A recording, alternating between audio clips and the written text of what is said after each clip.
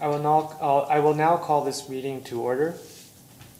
Mayor Steele and senior staff are in Toronto for a municipal conference and have several meetings confirmed with provincial ministers and parliamentary assistants to discuss priority projects. As Deputy Mayor, I will be filling in for Mayor Steele in his absence. In order to call attendance, I will now conduct roll call by calling each councillor's name. Councillors, when I call your name, please say here. Councillor Begu. Here. Councillor Bodner. Here. Councillor Bruno. Oh, Councillor Bruno's not here. Oh, he's here. Councillor Danch. Not here. Councillor Demery. Here. Councillor Kalala. Here. Councillor Wells. Here. Okay. Proceed to the national anthem. We will now proceed into our national anthem, which has a new recording. I would like to thank Genevieve Vernet-Bisson from the Royal Canadian Naval Association for being the city's new national anthem singer.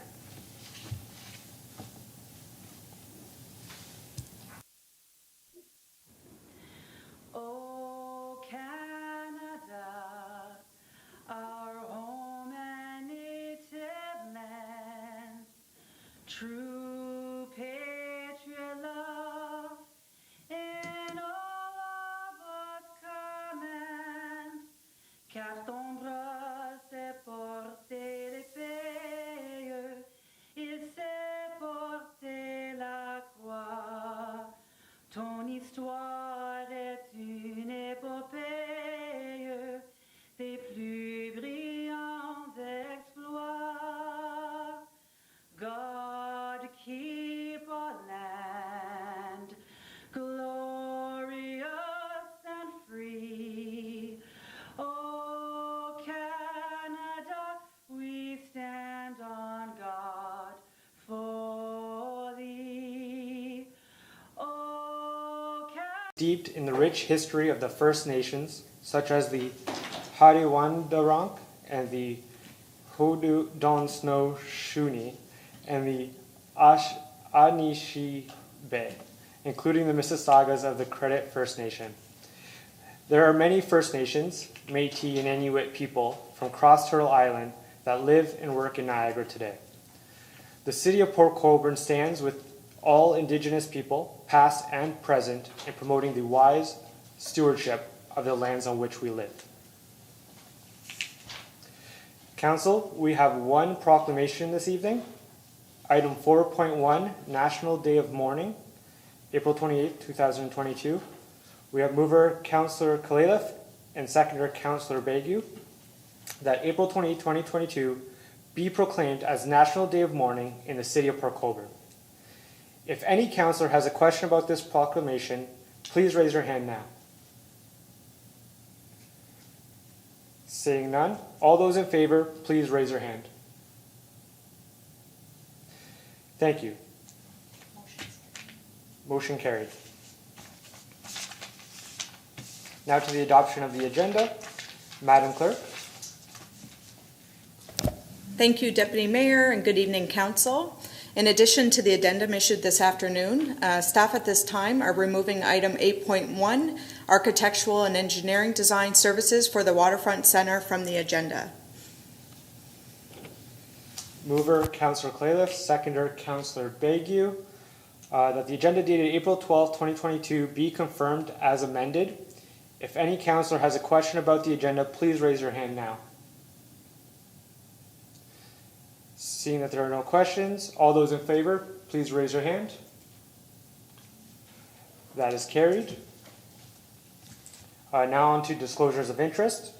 I have declared a conflict of interest on item 8.3. If any other councillor has a conflict of interest they wish to disclose, please raise your hand now. There are no other conflicts at this time. Thank you. Approval of the minutes.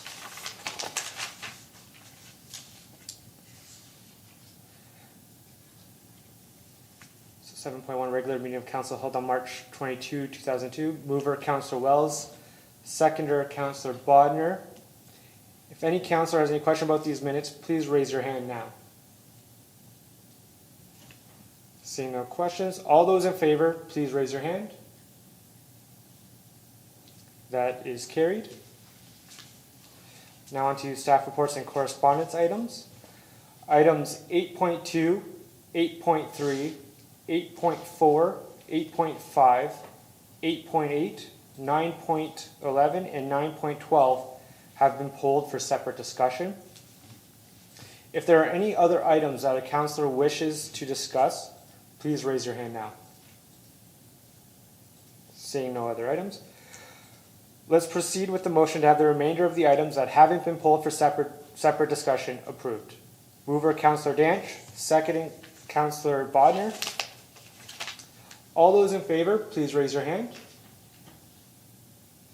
That's unanimous. The motion is carried. There are no presentations this evening. There are no delegations this evening. There will be no mayor's report this evening. There will be no regional councillor's report this evening. Do any staff members have remarks they wish to provide to council?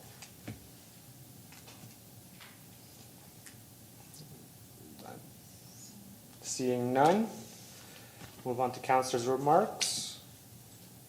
Councillor Bagu, do you have any remarks? Thank you, Mr. Deputy Mayor.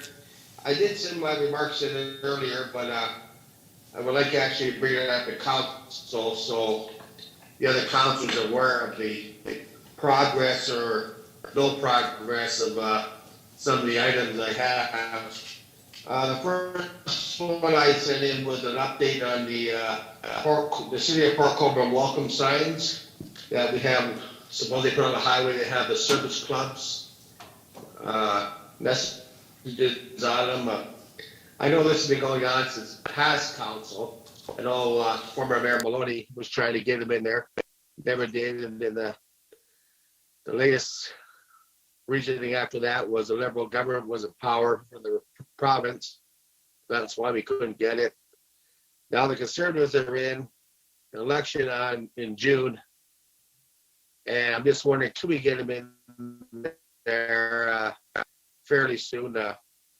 I'll leave it at that, Mr. Mayor, Deputy Mayor. Okay, thank you. Does any staff want to comment on that? Seeing none. Thank you, Councillor.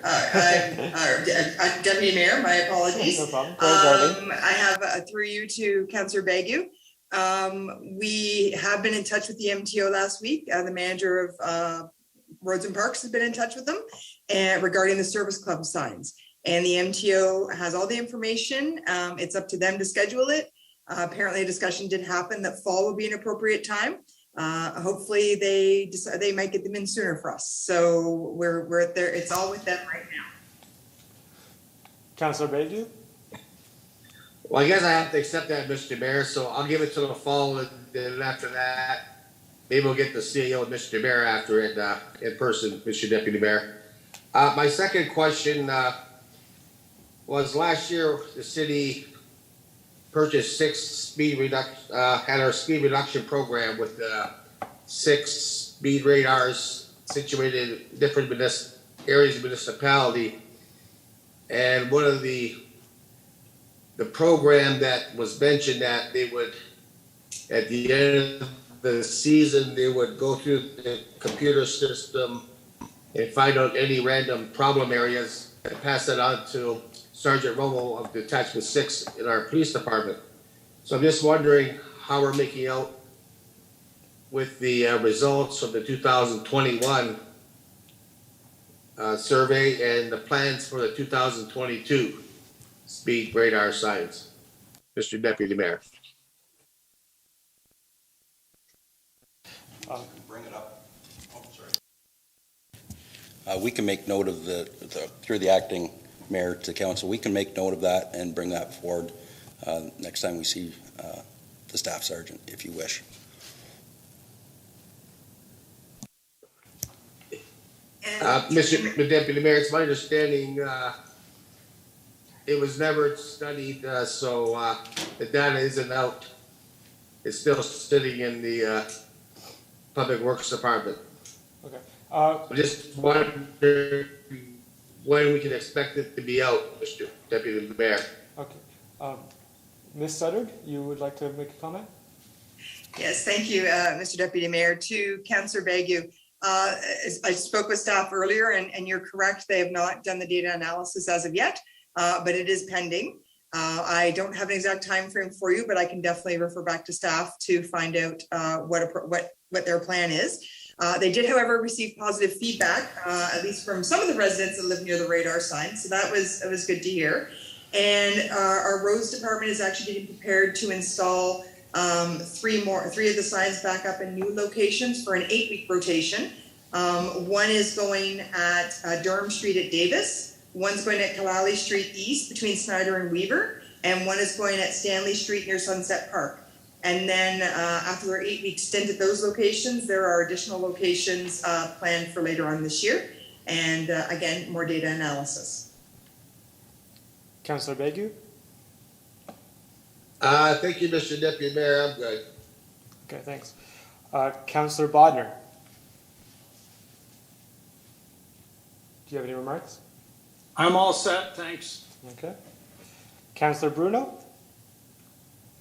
Thank you, Mr. Deputy Mayor. I'm just wondering, in light of, I can email this to Regional Councillor Butters, but I don't know, Ms. Studdard, if you can do this cross purposes. It's Main Street in Port Colborne, and it's right where Main and King meet at the Remax store, and right at the spot. The brick stamped pavers. If you drive through that information, it's caving in there in what is the north lane that moves east to west. If you're at that light and you cross those pavers, that road is really deteriorating bad with quite a bump. And I just noticed it the other day. It was brought to my attention again today by a constituent. And I'm just wondering, even though I'll talk to Councillor Butters about it, can our department roads look into it and contact the region about it? Ms. Sutter? Through you, Deputy Mayor, to Councillor Bruno, yes, I will mention it to the Manager of Roads and Parks and ask him to have staff have a look at it and contact the region. Thank you very much. Mr. Deputy Mayor, just one more. I unfortunately didn't find out till a couple days ago that Niagara's worst roads under the CAA program had started just a day or so after our last council meeting. But it ends in a very short period of time, 1 week from today at midnight on the 19th, I believe that is. And I always wanted to put, and I know this will be near and dear to some Eastside councillors' hearts, Main Street East. I won't go through the saga tonight of the promises that we had and the promises not kept and the promises delayed and the promises went to another municipality and our representatives weren't, they voted on it, I think at night they weren't even at the committee meeting. So I would like to see Main Street East put on Niagara's worst road list. And that's from Barbara Drive at the Jackknife Bridge to wherever that ends. I don't think the region goes quite to 140, just thinking about where the snowplow turns around. It may just go to right next to Moe's, that intersection, or maybe down to Wellington, maybe Councillor, as Deputy Mayor, or Councillor Desmarais. But in order to do that, and I'm hoping the press will pick this up, and I'm hoping all of you and staff and everybody listening there can send it out to their social media feeds and their networks. If you Google Niagara Worst Road or CAA Niagara, it will pop up with the vote for Niagara's Worst Road.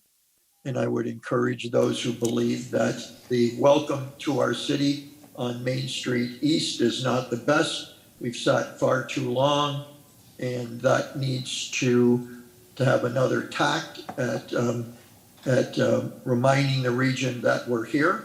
We have very few regional roads, and the promise has gone on too long, and it's time to act.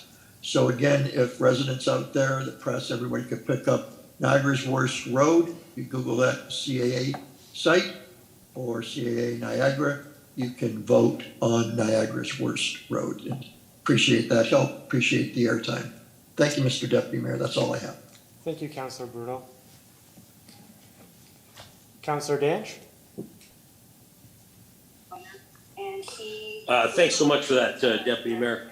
I guess we're going to talk about Main Street here. So, Councillor I Danch, talked to, I apologize. Can you turn the background noise off? There's a radio. I rent my. Do you have renters insurance? better? Thank you. Okay, no problem. Sorry. So it's a Main Street night tonight. Talked to Regional Councillor Butters. The street sweeping is supposed to start on the week of the 26th, I believe. I don't have a calendar in front of me, but end of April we should be seeing some cleaning going on. That's certainly going to be appreciated because the streets are a mess. One point. Second point being it's a freebie. You want to try and help clean up our city? I tried this once before. It went over like a submarine with screens. But clear recycle bags. If you're willing to go out and pick up some recyclables in the community, and you can put them at curbside in your area, I'll give them to you. They'll be behind my counter at my store. I got 100 bags. Come on in. Let's clean up our community. I know I always say I go for walks and whatnot, but on Kalali Street there, just past the Op Center, the area around the canal and whatnot, it's terrible. The Tim Hortons cups, the paper bags, the whatever, they've been there for like 2-3 years. Come on, guys, there's lots of people out there that want things to do. I'll give you the bag. All you got to do is pick it up. So that's all I have to say for tonight. Thank you. Thank you, Councillor Danch. Councillor Desmarais. Thank you, Mr. Deputy Mayor. First, let me say thank you, Councillor Danch. That's a great offer, and I just hope everybody takes you up on it. I think it'll make a huge difference because you're right, it is a mess out there. And thank you, Councillor Bruno. You actually saved me for, well, that was one of the things I had on my list was Main Street East again. So hopefully we'll get some attention to it by following your suggestion with the CAA comments. The only other thing I have to bring tonight is, again, we're looking at this city getting busy cleaning up things. We're seeing them out there. I've seen a lot of trucks out there busy today in particular. But I'm not seeing any seaway activity. And I'm getting some reports about problems on some of the bridges. In particular, though, there's a large problem on the Kalali East Mellenby Bridge, the middle bridge there. And that is a problem with the ability for scooters to negotiate it.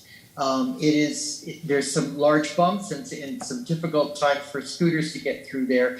And one disabled person fell off the scooter as a result of trying to get across that. That's not a good situation. So could we maybe reach out to the Seaway and see that they take care of all their surfaces on all of their bridges and the approach to the bridges, because these are, they're arteries for the people who are not able to drive. It's really very important for those people to be able to get around, and they need to be able to negotiate those. And that's all I have. Thank you. Thank you, Councillor Desmarais. I think we can bring that to staff's attention, and they can reach out to the Seaway and bring that to their attention. Great, thank you. Councillor Clayliff. Through you, Mr. Deputy Mayor. Thank you. Everything I had was covered, so I'm good to go. Thank you. Thank you. Councillor Wells. Thank you, Deputy Mayor. I have nothing to remark about tonight, so on we go. Okay. We're going to move on to consideration of items requiring separate discussion. We will proceed with item 8.2, recommendation report for official plan and zoning bylaw amendment at 54 George Street, files D09-03-21 and D14-15-21, 2022-71. Mover, Councillor Wells. Seconder, Councillor Clayliff.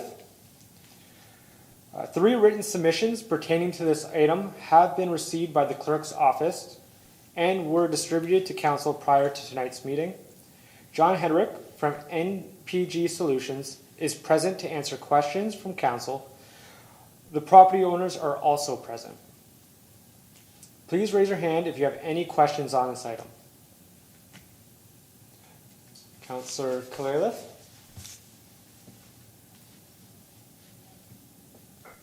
Through you, Mr. Deputy Mayor. Actually, this was a question more for, I wondered if Dave is on, Dave Schultz?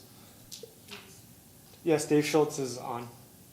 Hi, Mr. Schultz. I just wondered if the one letter that we received from Melissa had all those questions, had you been able to satisfy her or get back to her with some answers on them? Mr. Schultz? Through you, Mr. Deputy Mayor. I'm not sure if that pertains to this item or the next one. Oh, have I got the right one? My apologies. Am I talking to the wrong one? Item 8.2 has to do with 54 George Street. Sorry, I'm at the wrong one. Okay. But I did have a question about George Street as well. Can you pass on me on that one for a second? I think that I'm okay. I mislooked at my numbers. I had them misnumbered. That's my fine. apologies.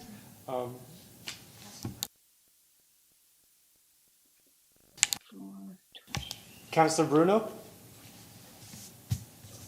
Thank you, Mr. Deputy Mayor. Through you to Mr. Schultz, many of us sat through, including the residents, a public meeting with the owner and the planner a while ago, and certainly parking was a key issue on that project.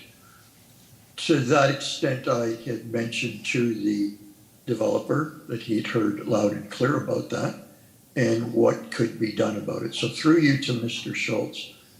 Mr. Schultz, was there conversation after that by the development owner, and were there changes, and if so, what could you comment, particularly to those in the viewing gallery, what that came out of the public meeting that was implemented Mr. into Schultz? the later plan? That's it. Through the Deputy Mayor to Councillor Bruno. There was discussion regarding the parking, and I remember the parking spaces were mislabeled on the original site plan that was submitted. So that extra space has been added to achieve the 1.26 spaces per unit, which is meeting the, I guess, minimum requirement for the highest possible density that the city currently has in the zoning bylaw, which is an apartment building. In our staff report, we looked at the difference between a stacked townhouse and an apartment building, and basically the stacked townhouse kind of falls in between a townhouse type development and an apartment building. So staff felt that the parking requirements for an apartment building, it's hard to explain, but it's because those parking limits were achieved, we felt that the parking was adequate on site. I can pass it over to the applicant for any other investigation that they did on their end. I know they retained a traffic consultant to prepare a brief, but I would pass the floor to Mr. Henricks if he has any further to add. If I could just before that, sorry, Mr. Mayor, Deputy Mayor, David, could you just outline what apartment parking stipulations were and what townhouse are, just so we have both ends of that perspective? Yep, for sure. Through you, Mr. Deputy Mayor, to council. The current zoning bylaw requires 1.25 parking spaces per dwelling unit for an apartment building. And for townhouse dwellings of all types, 1 space per unit is required. Thank you. Mr. Hendricks, do you have any comments to Councillor Bruno? Well, no, I think Mr. Schultz, thank you, Deputy Mayor. Mr. Schultz has covered the answer adequately. It's certainly in their staff report, and I'll just note that we agree with the staff report. There's no, as I say, we're here, or as was said, we're here to answer any of the questions, but there was some refinement to the parking area for sure through what the traffic consultant looked at. I think the aisle width was on the narrower side, and that was addressed in the updated concept. And I should emphasize that this is a concept intended to support the zoning application, that The details of some of the site plan will come in a later stage. We'll be working with staff on fine tuning that, but we've responded to all of staff's requirements. And the traffic consultant has provided us some recommendations that we've responded to as well. Thank you, Mr. Hendricks. Councillor Bruno, you have a question? Yeah, I'm going to let it go around the circle, but just to this parking situation, I want to set maybe the table for what I'll come around to, but I think everybody else, I get a couple questions, everybody else should get some before circling around, Mr. Deputy Mayor. My concern is I can't change, and the developer may have complied with the requirements for these stacked townhouses, although I think that's still a debate we'll have on these density issues and the zoning bylaw. But I would say that, it strikes me that, in freehold stacked townhouses or people that have 450,000 to 500,000, they're likely, the profile is there to buy it. The likely profile is they're both working if it's a couple, and they both may have 2 cars. You have an apartment building where people are either downsized, they're widow or widowers, or their income means puts them to 1 car, and they have a higher proportional parking spaces. And I can tell you from a practical example, and again, this is maybe for council at some later date, the propensity, in my view, to have people parking on the street on Erie and George Street is much higher as we deem this a freehold, higher end cost building. And we're squeezing this at both ends. On the parking end, and the recommendation talks about a zoning amendment on the density. So whilst I can't plead the case against the developer following the minimum rules for townhouses, the only avenue is the density. And so I'll revisit that later, but I'll let my fellow councilors speak. Thank you, Mr. Deputy Mayor. Okay, Mr. Hendricks. Mr. Deputy Mayor, should I be commenting on that or let it go to other questions? I'll let you comment, Mr. Hendricks. Go ahead. Yeah, just really briefly, and I certainly understand and appreciate the councillor's concerns and the nature of his comments, and it may be shared by others later. So a couple of things. We're certainly meeting what is commonly required elsewhere in the region, as well as per Colborne's experience, and obviously these are becoming somewhat newer and somewhat necessary to achieve density targets and intensification, and frankly, just the economics of being able to sell housing. They are not, full bedroom, 3-bedroom homes in what we have commonly come to know and experience in lower density situations. The idea is to have fewer cars and more reliance on public transit as well. But we are meeting the minimum requirements for sure, and arguably we're exceeding those. And I think Mr. Schultz has made that point earlier, in that this is kind of a transition between what is townhouses and what is apartments. But the 1.25, which we're slightly exceeding, I'm not going to say we're majorly exceeding it, so I understand that. But we've met that 1.25 comfortably, and that is a common requirement now for this kind of housing.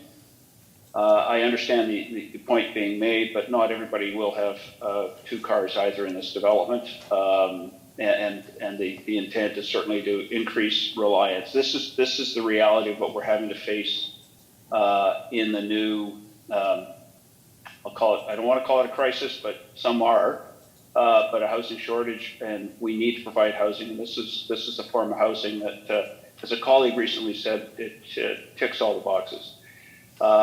So I understand the concern. We're seeing this kind of concern being raised elsewhere, but this we feel is meeting all the requirements of a standard apartment building as well. So yeah, I appreciate where you're coming from. We're not concerned, but I understand the concern. Thank you. I have Councillor Wells and then Councillor Desmarais. Councillor Wells. With prefacing my question, and it would go through you to our planner, David Schultz. First of all, our mission statement is to provide an exceptional small town experience in a big way. And in my opinion, developments like these where we're giving variances and squeezing things in has Councillor Bruno mentioned, tends to, in my opinion, to take away the small town experience in a big way. So from that, my question would go out to our planner at this point in time is we have, and I'm a little confused on some of this. So the first thing is if Mr. Schultz could clarify it. In some of our comparisons and variances, we use the townhouse or block or the townhouse street setbacks and requirements. And now we're going to use the apartment requirements for the parking. It seems like we're just choosing one or the other to make these things fit the little hole that we're trying to put them in. So my question to Mr. Schultz is which one are we using? Are we comparing this development to townhouses or are we comparing it to apartments? To Mr. Schultz, go ahead. Through the Deputy Mayor, I think it's important to note that this development is in between an apartment and a townhouse type development. With the reference to the apartment building's parking requirements, we use that as a comparison to, I guess, recognize the fact that this is achieving the highest density parking requirements that we do have in the zoning bylaw, which that has been approved by council. So I would caution council if they're looking to increase the parking limits higher than what they are currently in the bylaw, I wouldn't recommend that whatsoever. The applicant has achieved the minimum parking requirements for the highest density use we have in our bylaw, and is arguably higher than what it would be falling under, which is in between a townhouse and an apartment building. Councillor Walz? That didn't answer my question. My question was, are we comparing this development to townhouses or apartments in regards to the zoning bylaw requirements for setbacks? Because what we're looking at is a minimum a front yard has been identified as being a townhouse setback of variance from 7.5 meters to 4 meters. And then we look at the corner side yard, and again, it's a townhouse comparison, but then we use an apartment building for parking. My question is, which are we doing this? And I appreciate the fact that we don't have anything in place for stacked townhouses, but which are we comparing this to? Because if we're going to compare this against apartment buildings, then we're going to have to readjust these variances because the setback, my front yard setback is 18 meters on a apartment building as compared to 7.5 meters on a townhouse. So my question again goes back to which are we using for the standard on this? Townhouses or apartment buildings? For you, Deputy Mayor, I would say that this does fall into more of a townhouse type use, which is why we use the setbacks. The parking requirements comparison for an apartment building was used just to recognize the fact that if it did fall into a category in council's eyes, that it is still achieving that minimum parking requirement. Councillor Walz? Councillor Walz? Okay, that answered my question because the parking requirements for a townhouse is just one unit, one per unit. So again, so as long as we can use that, and if we're going to identify stacked townhouses as in the townhouse category, then it makes it clearer for me.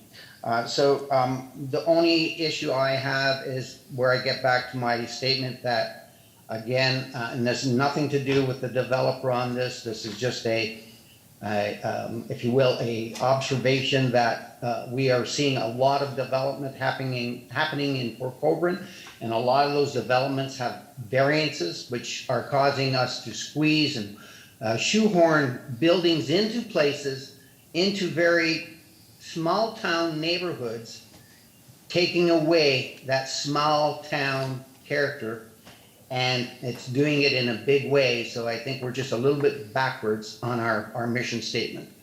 And that's my comment. Thank you, Deputy Mayor. Thank you, Councillor Wells.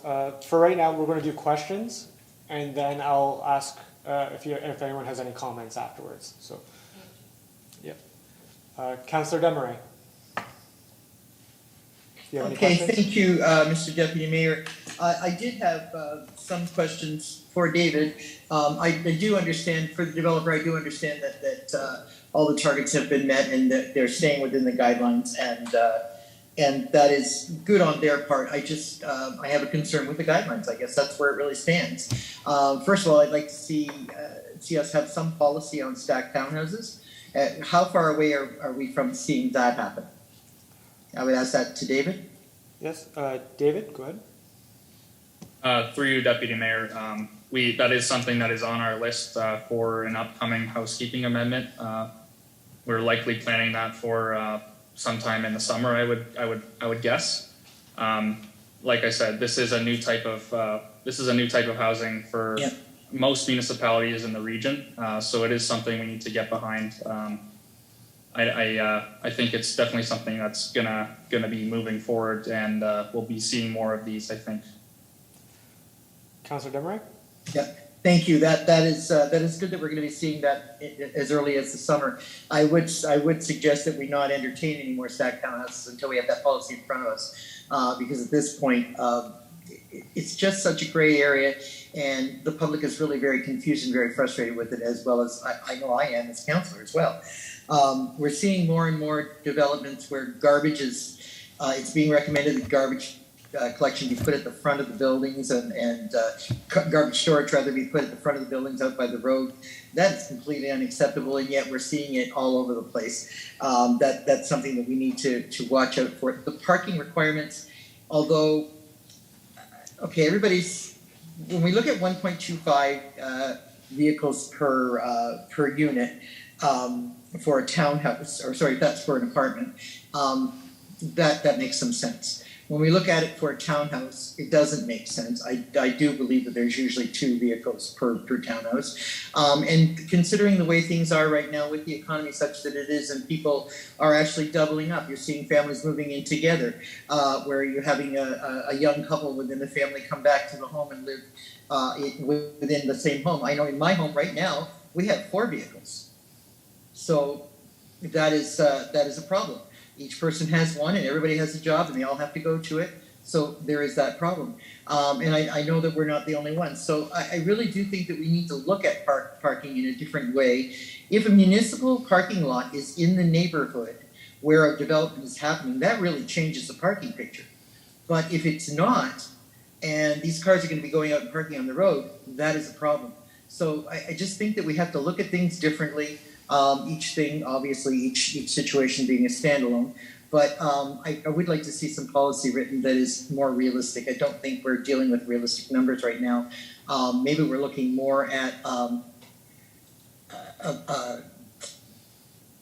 more of a city-like environment. I can see that in the larger centers with that kind of thing. But here in Port Colborne, as it was said just a little bit earlier, that small town flavor is being lost daily. And I think that is something we have going for us. And I know that there's a way that we can have both more building and maintain that small town flavor. It's just a matter of working a little harder at it. So I'd like to see that go on. And I know that this is not exactly the place to spread opinion, but I'm using the opportunity anyway. But I do thank you for hearing me. I hope you take that back to your department, David, and for the developer, thank you for staying within those guidelines. And you know, I understand that you're doing the best you can with it. Thank you. Mr. Schultz, do you have any comments? Not exactly, Deputy Mayor, but yeah, we will take those under advisement, and that may be something we add into our housekeeping amendments in the future, but something we can certainly look at. Mm-hmm. Okay. Councillor Kalalev, I'm going to go back to you. Do you have any questions? Yes, actually, I just have one question regarding this development, and I think it's been taken care of, but maybe Mr. Hendricks can answer this. When I was reading through it, it talked about the garbage pickup, and I know that they were recommending that it could be picked up in so many...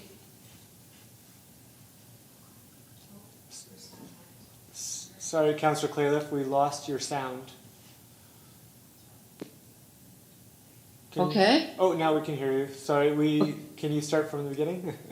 Okay, I was just going to say, my question regarding this George Street development was, basically I was looking also at the garbage pickup. I know that you've met all the requirements, but when I was looking over the revised plan, and it talked about how many could be in front of, and they must be in front of the actual residences, and I was looking at the numbers, and it all seemed to add up, a lot of garbage boxes out front, but I was looking at what they were stipulating, that they had to be directly in front of the doorways and everything. Is that possible for every single unit for them to be able to put their garbage bins where they're specifying that they need to be? Mr. Hendricks? Thank you. Through you, Deputy Mayor, to the councillor. Yes, this is something I've seen done elsewhere in Niagara. I can think of a project actually when I was still working with Phelps, and it's since been built. Now those are townhouses. They're off of Central Avenue in Grimsby, and they've used pads there. This is a requirement of the region, and we would be meeting that. It's also site plan detail, but certainly we've tried to illustrate that on the concept so that we can demonstrate that it will in fact work. We've also looked at potential for central pickup, and of course that's more costly. That's a private pickup. The region would be picking up the garbage on a specified day, be picking up from the street as it would be the other residents on both streets. So nothing unusual about that, other than the fact that we have pads because of the townhouses and the need to specify where each unit would have to put their garbage. I also want to clarify, this is not storage through the week. This is strictly for, I think it's 5 p.m. and later. Mr. Schultz and I were just comparing notes on that because I thought I had to wait until 7, but apparently I can put my garbage out at 5 at night. So that would be, the night before the pickup, you'd have your garbage set out or early in the morning, and then once the garbage is picked up, you take your bins back into your house.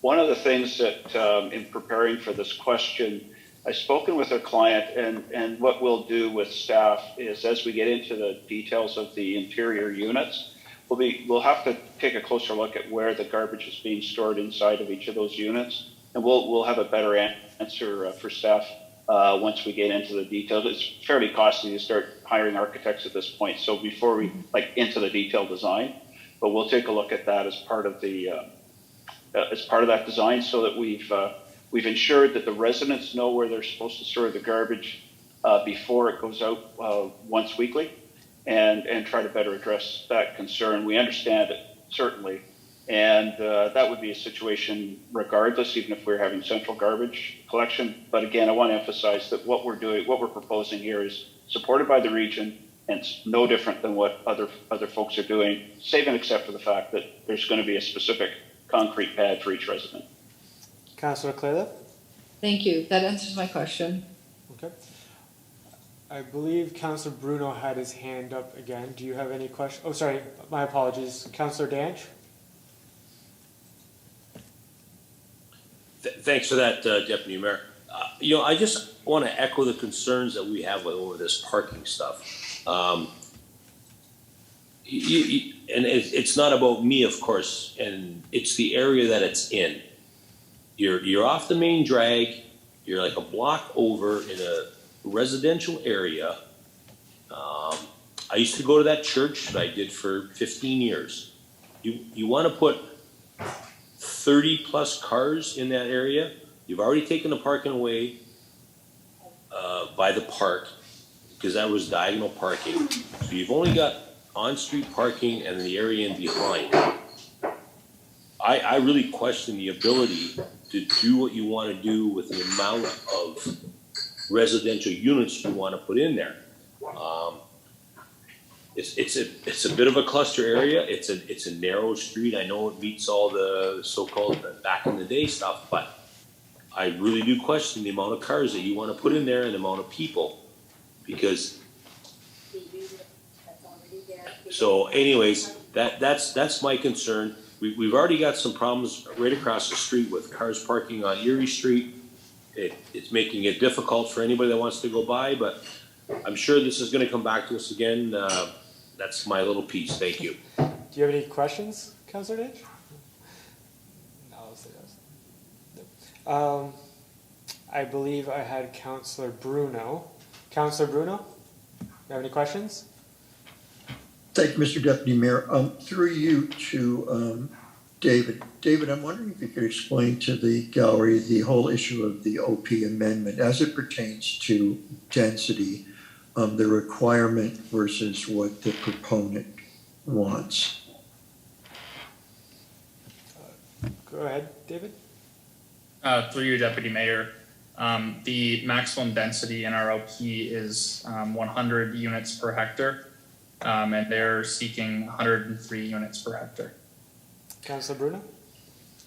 Thank you, Deputy Mayor. So I'm just wondering, so is this another situation where, because we don't have a stacked townhouse definition, that the amendment for 103 is based on what we do have, i.e., as Councillor Wells was pointing out, is it apartment building or is it townhouse? I'm just wondering the rationale you used on the 103 versus the maximum 100. Mr. Schultz? Yeah, I believe that's correct. I don't have it in front of me, but I believe that's what I referenced. I don't believe there is a definition for stacked townhouse in the official plan either.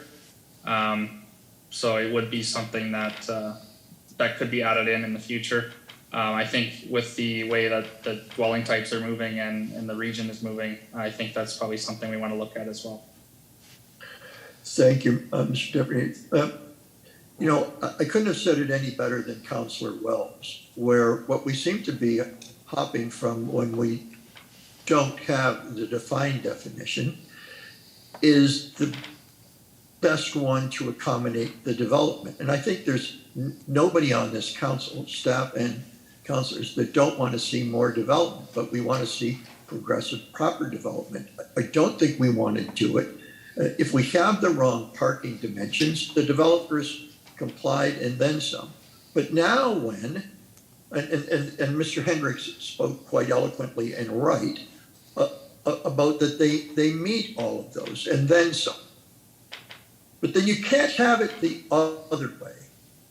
When you don't meet it on density, then it's okay to go over.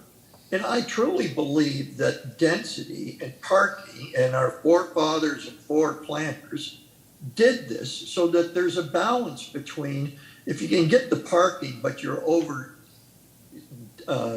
density level, that you need to reduce the density. And the density reduction helps the parking because it's less units. So, you know what, it seems to me that the checks and balances are there, but you can't have it both ways.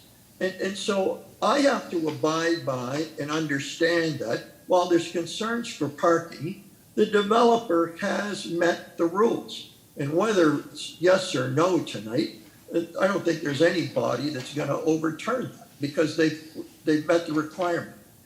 But they haven't on this, and we've said it's 100, and we're asking for an amendment. And so it just seems to me that, Councillor Wells' arguments about, which rules do you want to choose to make this fit? And I don't think that's the way it's supposed to be. The way it's supposed to be is you follow the rules and you fit. Or it's minor and you go to the Committee of Adjustment or things like that. There are processes in place. The fact that we need to have an amendment because the density is exceeded, but we don't worry about amending getting higher parking on the day, to which there's good law on that and good reason. But let me move on now to the height requirements. Councillor Bruno first. Mr. Hendricks would like to speak, so fine. Can I just let him speak to your first one and then you can Sure. go? Okay. Thank you, Mr. Deputy Mayor. Go ahead. I appreciate that, Deputy Mayor, through you to the councillor. Just on the density question, I confess to coming into this application a little bit late. We're filling in for some people. But I do believe I've tried to get up to speed on this fairly quickly and understand most of the issues, if not all of them. Mr. Schultz earlier indicated, if I heard him correctly, that the density is 100 units per hectare. We're proposing an amendment at 103. If you were looking at this as a minor variance, to your point, this actually would be considered a minor variation from the density. My understanding, if my recollection is correct, was that the application on that particular matter was out of an abundance of caution, given that we were dealing with other elements in that OPA. So the density variance is actually minor enough that typically you wouldn't need an OPA. That's debatable, and so I just wanted to soften the criticism, understand it, and accept that that's a position presented that I understand where it's coming from, but at the same time that is a relatively minor variance from the maximum typically allowed, if I understood Mr. Schultz's comments correctly, and if I have misunderstood Mr. Schultz, I stand to be corrected. Mr. Schultz, do you have any comment? Through you, Mr. Deputy Mayor, no, that would be, I would concur with that. Okay. Go ahead, Councillor Bruno. Sorry, I can't hear you. I beg your pardon, thank you. Well, just on that point, I think as a planner, you might agree that, Mr. Hendricks, that what's deemed minor at a committee of adjustment meeting depends on a lot of circumstances. And so being a member of that committee, I mean, there's lots of things that may appear minor to some and not to others, and we have to take the whole evolution of the project together when we rule at committee of adjustment for minor variance. So I would say that that's not a foregone conclusion. But notwithstanding that, I'd like to move to the last point, if I could, on the, and that is the maximum building height. So David, again, if you wouldn't mind, can you speak to the requested versus the, and I think when I was talking to you today, there are various levels of height requirements based on how the zoning is. And if I could, is this a situation where, again, because we don't have a definition of stacked townhousing, I'm just wondering if you could walk everybody through on the height of this building versus the requirements that we do have in place.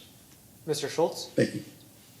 Yeah, through you, Mr. Deputy Mayor, and to Councillor Bruno and the rest of the council. The height that is requested through this amendment is, I believe, 14 and a half meters,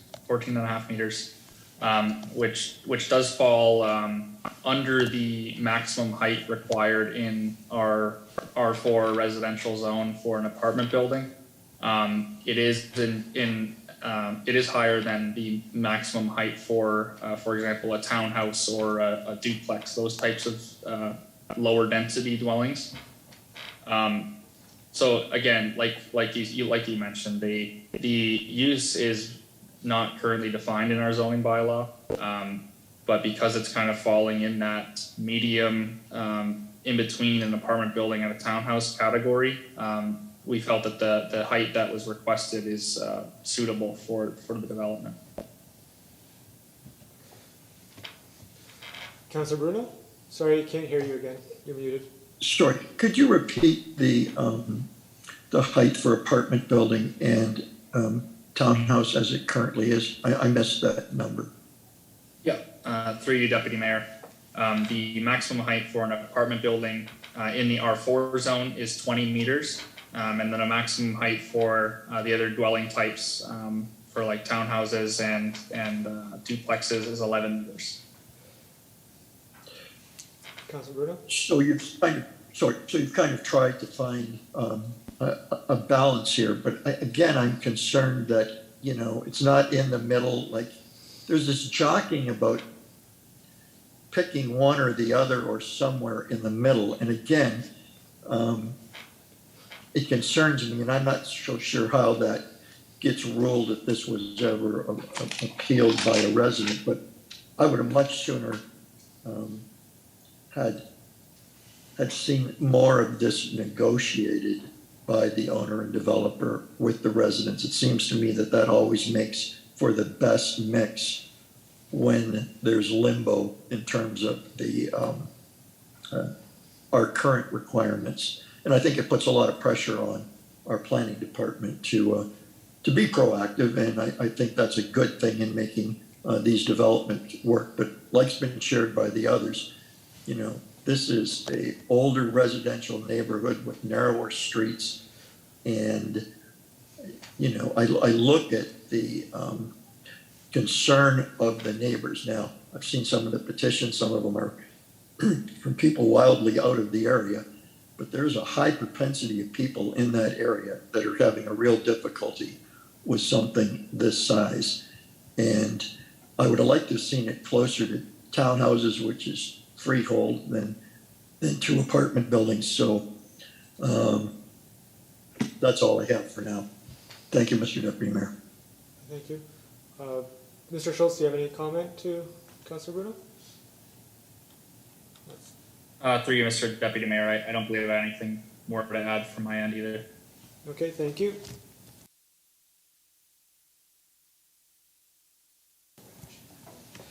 Any further questions or comments from anyone?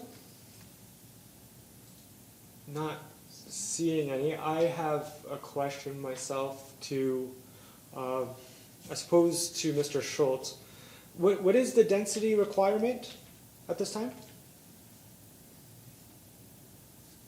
To you, Deputy Mayor, I believe the density that is being requested is 103 units per hectare. And what's required in our official plan? The maximum density is 100 units per hectare. Okay. So how many units, like, over are we in terms of, or in the proposal, is there to achieve, how many more units are there than what that is required in order to achieve the, my apologies, I'm trying to word this correctly. How many units would have to be removed, I suppose, to achieve the proper density? Is it 1? Would it be 2? Like, do you have any response to that? To you, Deputy Mayor, I don't have that number in my head, and I don't know if I could. I think if I did it on the fly, if you averaged out the 100 units over the 30, the 3 left over would probably bring you down 1 unit in order to achieve that 100 units per hectare. I could be wrong there. I'm not sure if Mr. Hendricks has that number in his head or not. I see his hand up. Mr. Hendricks, go ahead. My conclusion would be the same as Mr. Schultz. We would want to double check that. But I was anticipating this question a little while ago. I still haven't done the math because I'm not sure of the site area, but it's easily confirmed. I believe it would be down to 29 units. So it'd only just be the removal of 1 unit really to achieve that? Yep. Yep. Okay, yep. That's sort of what I thought.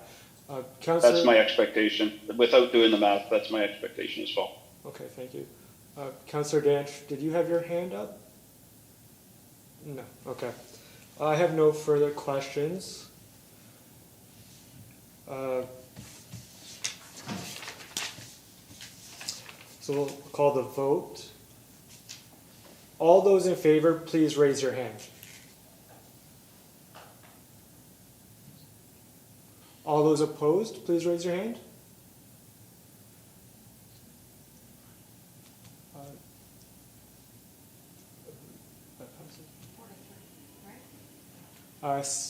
Sorry, we'll call it one more time. All those in favor, please raise your hand. 1, 2, 3, 4. All those opposed, please raise your hand. The motion passes. We will proceed with item 8.3, recommendation report for site plan control application D11-01-22, north side of Kalali Street East, 2022-68. I have a conflict on this item, and I'm going to ask that Councillor Bodner step in as chair until the item is completed.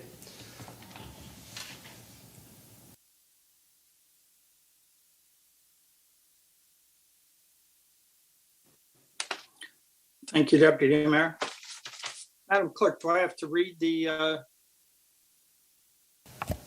Yes, if you could please read the motion. Sure. Thank you. That Development and Legislative Services Department Report 2022-68 be received. That Council approve the site plan control application from 1338277 Ontario Inc. for the property known part of Lot 27, Concession 2, being Part 1 on Plan 59R-1871 on the north side of Kalali Street East, and that the mayor and clerk be authorized to sign and execute the site plan agreement between the city and 1338277 Ontario Inc. for the property known part of Lot 27, Concession 2, being Part 1 on Plan 59R-1871 on the north side of Kalali Street East, subject to technical review and approval by the Director of Public Works.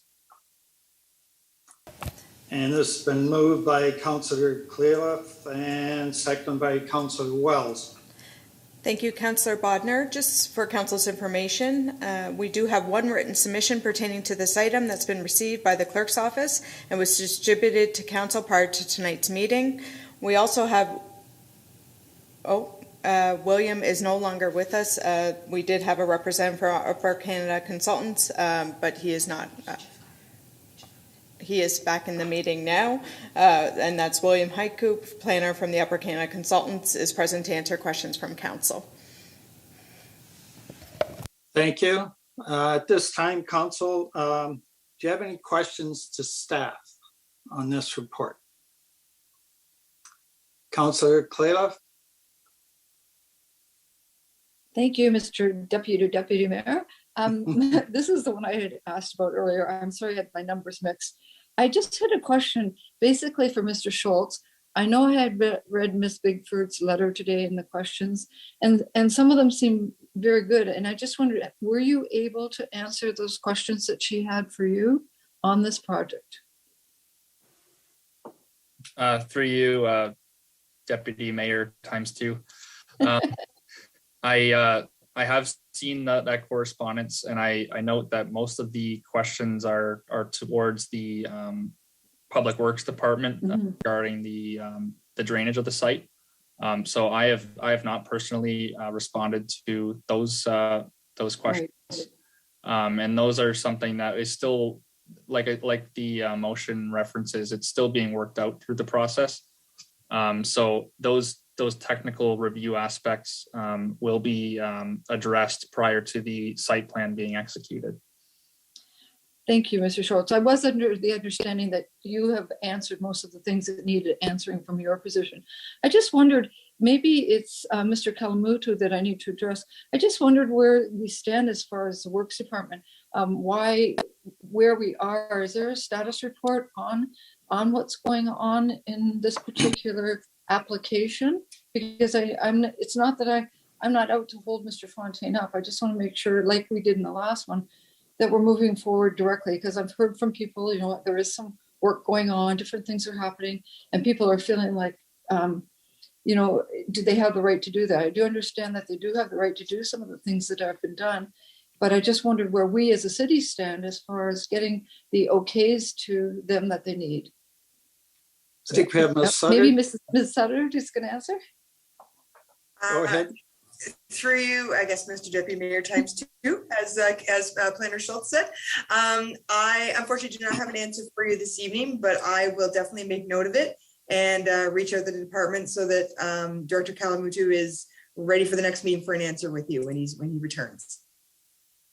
So if, I know that we're being asked to move forward on this, even though those questions aren't answered, does that put this project in any jeopardy from their side of it, in that they're moving ahead? I guess I'm looking at the fact that we're saying, yes, we can go ahead and straighten all these things out after it starts.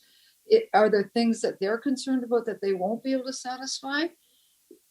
Like I'm just thinking, Mr. Fontaine, if they move ahead on things, I see him on the screen, and all of a sudden Works Department says they need to do other things.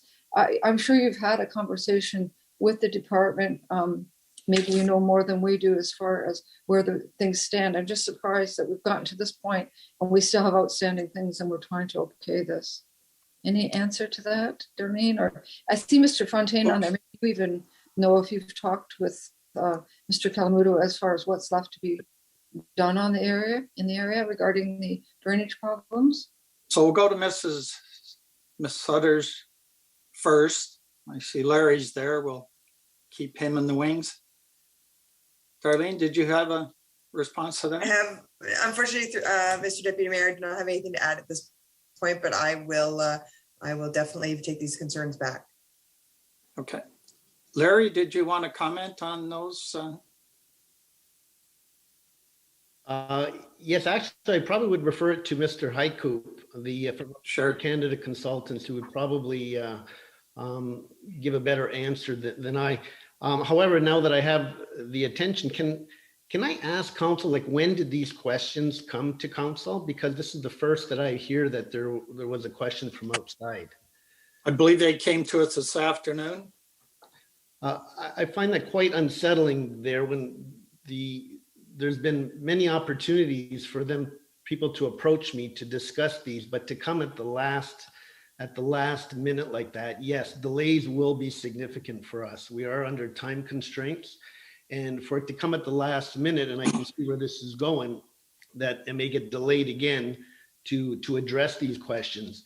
But if the questions were sincere and legit, they should have been brought forward at a sooner time so that we could have addressed them in a timely fashion. And certainly I've offered and reached out to the proponents there on some of these questions to come and meet with me, and I would happily discuss and show our operation. But I'll pass it over to Mr. Haiku, who I think can go from there. Could I ask, can I intervene just before Mr. Haiku starts?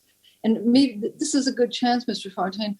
Actually, some of these questions have been coming through all along, and I actually made the exact suggestion that you did. I said, it's tough for us as a council to try to come up with answers or try and find the answers. And I made that suggestion that, this would have been nice. I wish that we could have had some kind of a meeting with some of the residents and they could have spoken with you personally. I think that could have got through a lot of this, because I think that I've even heard compliments just recently that you've done some things that they're very pleased about. And I wish that we could have maybe arranged, it's a good learning lesson. I think that if we could have arranged for you to meet and speak with them, you could have allayed a lot of their fears and all of this, and it could have moved forward a little bit quicker for you. So for that, I'm glad to hear. I wish they would have reached out to you and talked with you more on it. But anyway, we'll see if we can get through this. And Mr. Haiku, if you can answer. Mr. Haiku, would you like to respond? Yes, through you, Mr. Chair, Deputy Mayor ×2.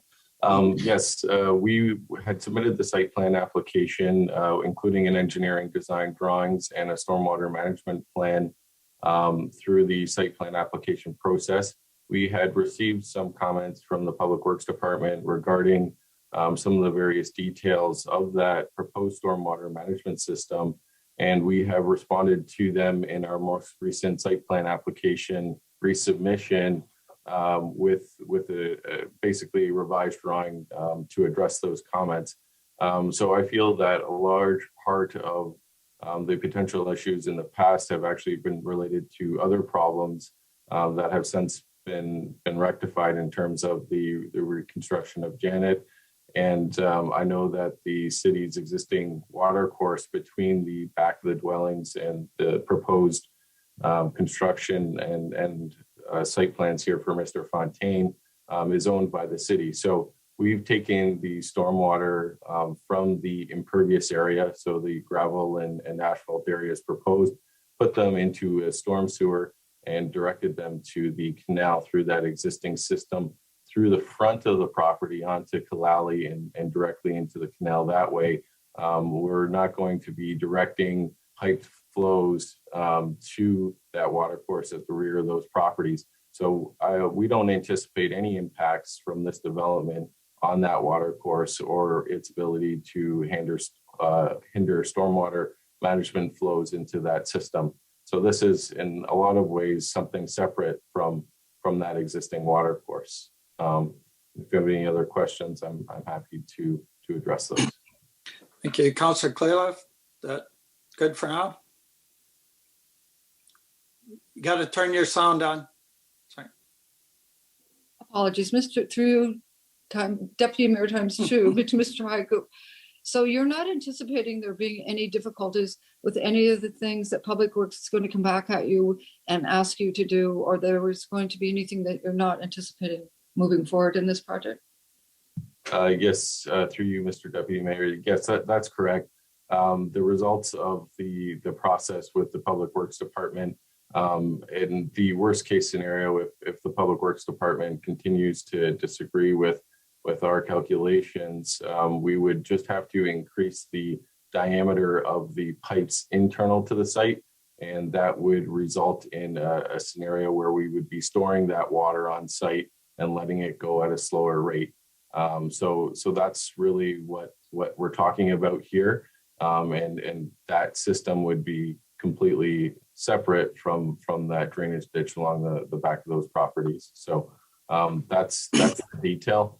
I can provide, originally when the storm sewer system was constructed along Colborne Street, it was done so at a time when this property was an industrial property. So really we're changed it back to industrial. So the same runoff coefficient applies that did previously when these original works were designed. So that's something we've investigated and substantiated through that design process. Thank you. Okay, I have Councillor Bruno next, and then Councillor Damaris. Thank you, Deputy Mayor the second, Mr. Butter. Through you to Mr. Highcup. In terms of your submission of plans to Public Works, I see that planning has addressed those issues, although there's a couple that I want to speak to Mr. Schultz about in this line of questioning. But how long ago did you hand your information into Public Works? That's a good question. I don't remember exactly off the top of my head, but maybe Mr. Schultz can help me out with that. I believe it was at least 2 or 3 weeks ago, if not before that. I can look that up quickly. No, that's fine. That's rough enough. Thank you. If I could switch over, Mr. Deputy Mayor, to Mr. Schultz. Yeah. Mr. Schultz, Councillor Clayliff alluded to that. When I read the letter this afternoon, there were a couple of things that I thought might be in your purview, and that was the creation of impervious surfaces for dust and the parking of vehicles. So is what was purported in the letter problematic, or have you or will you be addressing that in the site plan agreement, the parking of the trucks and the surface treatment? Through you, Deputy Mayor, that was a discussion that was had regarding the surfaces. I think that was back in the time of when this came forward as a zoning bylaw amendment. I think the conclusion of that had that the graveled area would not be within the interior side yard abutting the residential zone. So that was the extent of what needed to be paved if they had any parking area in that area. So currently with the design that is proposed, the gravel area is not in the interior side yard, it's in the rear yard. And I can pass it over to Mr. Fontaine if he has any comments on why that is something that they are looking for. And I can give the floor to him. But I guess it's, before I pass it over, I will say that the city doesn't have any requirements for industrial zones that require areas to be paved, which I think it could be something that we look at in the future. But in this case, we don't have anything that requires that. Mr. Fontaine, comment? Through you, Mr. Deputy Mayor, times two, the Mr. Schultz is right. There is no requirement to be paved. In fact, we've applied for the Gateway, the Niagara Gateway CIP, and they specifically require that we do not pave as much of the surface area as possible. That's part of the greenhouse effect there, where the pavement actually brings heat to the earth on it. So that's actually one of the requirements, is to not pave as much as possible. Now, the driveways have to be paved because of code, and we're doing such. The operation won't be any different than it is now, except for the parking will be pushed further to the north. There has been dust in the past. However, we never did, this will be all new stone, and it'll be a larger stone. There should be very little dust, if any, now. And we are berming between the homes, and we have landscaping on the berms that are there. So there should be no dust effect for the neighbors in this case. Thank you. Councilor Brown? And that area was where trucks were parked, and now it will be vacant because the trucks are moving. Is that correct, Mr. Fontaine? No, where the trucks were before, now there will be building. Yes. But the trucks will be moving further north now, to the north of the building. So they'll actually be in front of the homes further to the north. Yeah, I guess does that answer your question? Yes, I'm sorry. I thought it was over where what I guess amounts to still city land, right? The old site. I thought they were going to be closer to Welland. Thank you. If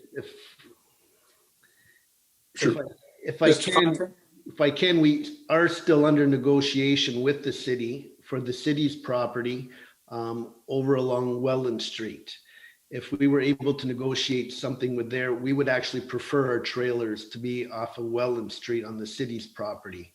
But we have not been able, there's some environmental issues that I think the city's dealing with. But it would be even a better place for us, just because it's closer to the main office for us as well. Thank you. I know you've been over a year doing this to try and get this approval. I appreciate how those delays have been a strain on any business, but that you are doing it right. You do understand that then the risk is on you if we proceed and the public works director did not approve. It's either going to cost you more money to make a larger pipe, but you're willing to take that risks with this conditional approval? Mr. Fontaine? Yes, I am. And as I understand it, Councillor Bruno, the risk is minimal. They've been working at it. Upper Canada Consultants and the city have been working on this. I know Mr. Haiku referred to maybe 3 weeks, but we've been working on this since September. So there's really no major areas of discrepancy as I understand it. There's just some calculations and some differences there. So yes, to answer your question, I am fully prepared to take the risk, because on my part, I find the risk is minimal. And if there is some additional cost to fulfill what the city's requiring, yes, I'm prepared to do that. I mean, I'm all in at this point. Thank you. Thank you, Mr. Deputy Mayor. Councilor Demery? You need your sound on. Sorry about that. Thank you very much, Mr. Deputy Mayor ×2. Actually, I'd like to maybe straighten a few things out for everyone. First, just to clear up a bit of a misunderstanding. It is my understanding that the comments that were contained in that letter, and most of the comments that were contained in that letter, have been in discussions with staff for a few weeks now. So that information should have maybe been made available to you, Mr. Fontaine, back when staff first became aware of it, because this is a community person that is asking the questions, and she's asking them on behalf of several community members. So it's not just one person's concerns.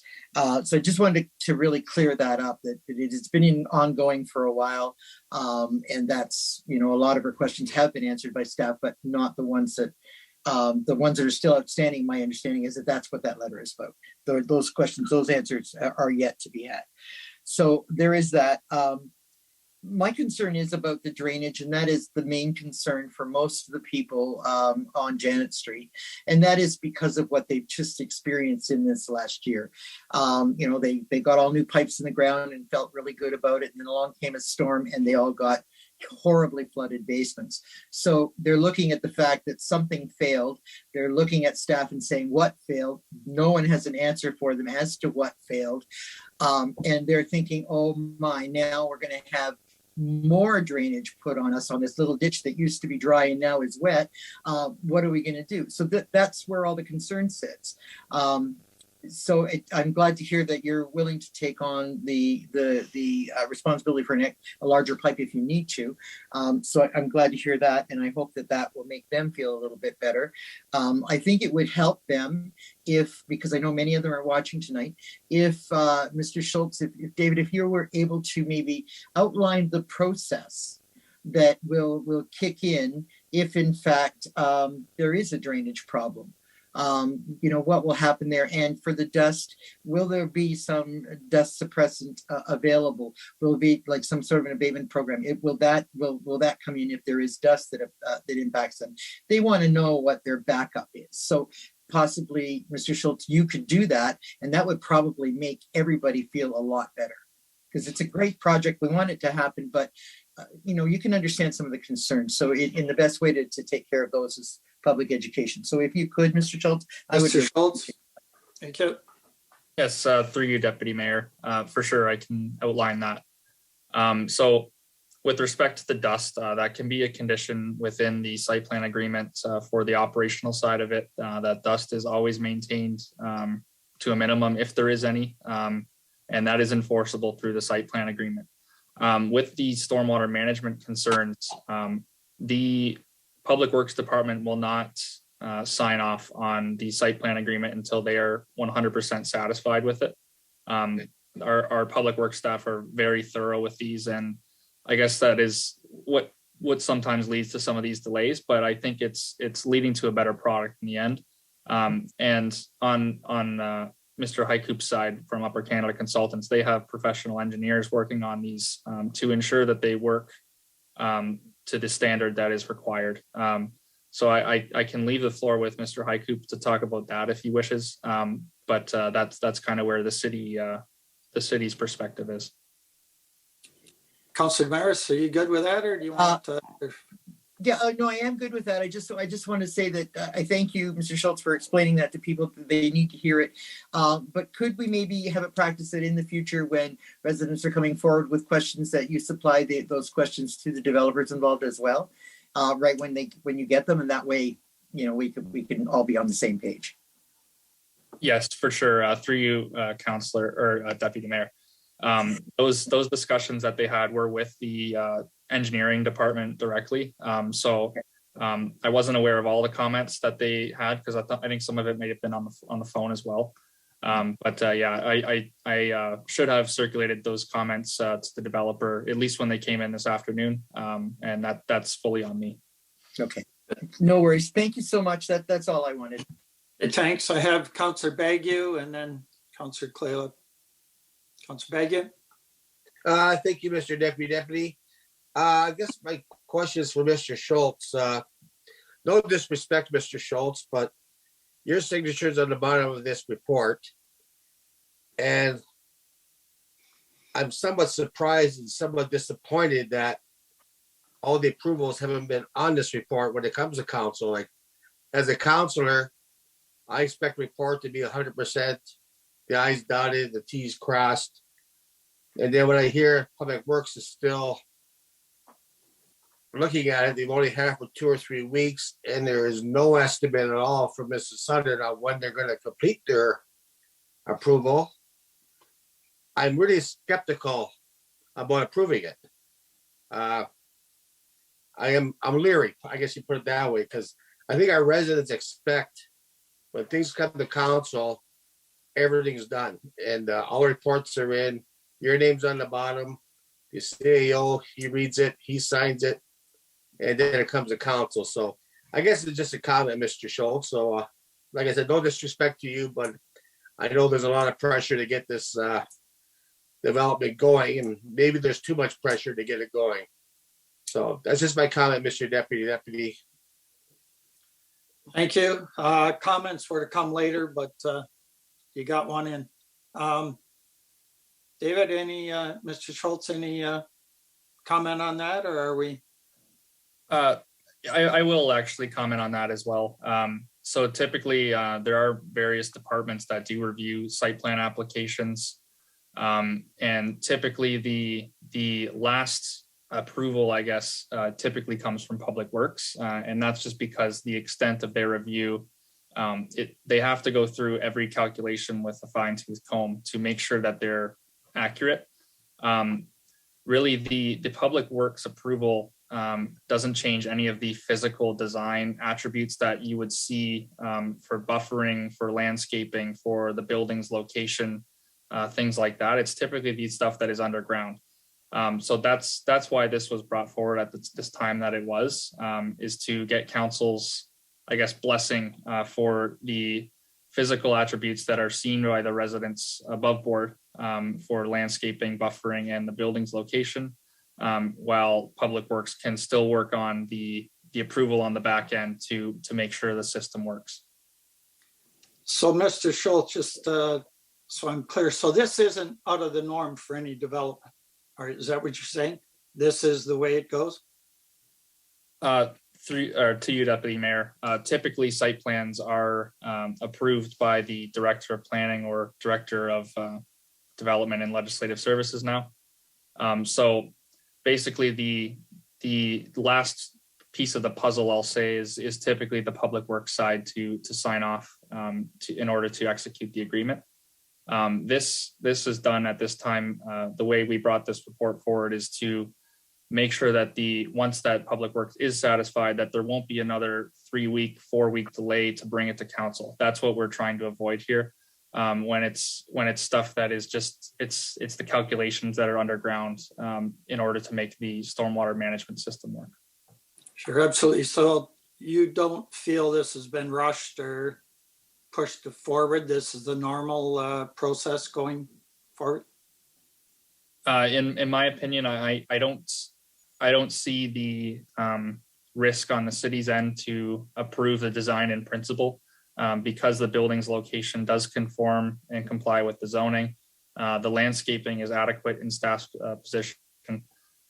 It's only the services that would be in question, I would say. And that all can be worked out prior to the execution of the agreement. Thank you. Councillor Califf. Through you, Mr. Deputy Mayor. Again, I'd like to echo Councillor Demaray's comments. I feel badly that this has gone on so long. I think we could have cleared a lot of it up if we could have had Mr. Fontaine speak with some of the residents. And again, I wanted to say the same thing that she did. These questions have been coming forward for the past month or so, and I guess we should have got them to Mr. Fontaine so he was aware of the things that people were asking and the questions that were out there, because he has complied and done most of the things that they were asking for. And like I said, I've heard some good things that have been done. There are a few questions regarding the protective barriers and things that haven't been put up yet with all of the dirt being moved. I'm assuming that that's all going to happen as you move forward. And again, I hope it's a lesson learned. I think we could have done a better job at this. And I hope that we've figured it all out now. But Mr. Fontaine, those things that are being required as far as the meshing and all that to go up to when the dirt's being piled, that will all happen as you move forward? Mr. Fontaine? The protection? Through you, Mr. Mayor, yes, absolutely. Everything will be done. Right now, during the construction process, they're kind of tripping over each other on the different aspects of going on for the foundation. So yes, it will be done.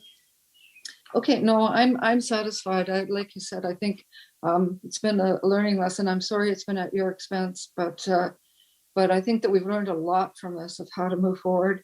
And a lot of it is as we keep saying, it's about keeping people informed and educated, the community. And I think if we can get them on board and make them help them to understand and what you're willing to do to make sure that there's not going to be problems, and the responsibility and accountability you're taking, I think we're going to be in good shape. Thank you.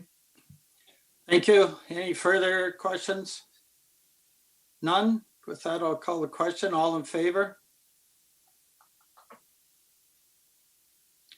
Opposed, if any? Carried. Mr. Deputy Mayor, back to you. Thank you, Mr. Fontaine. Thank you, Mr. Haiku. Thank you. Thank you, Mr. Deputy Mayor times 2.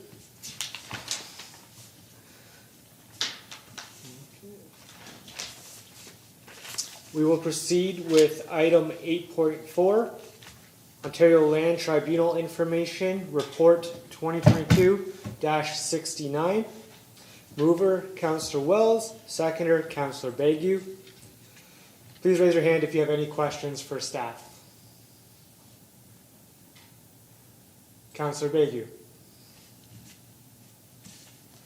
Thank you, Mr. Deputy Mayor. I request not be the seconder for this motion, Mr. Deputy Mayor.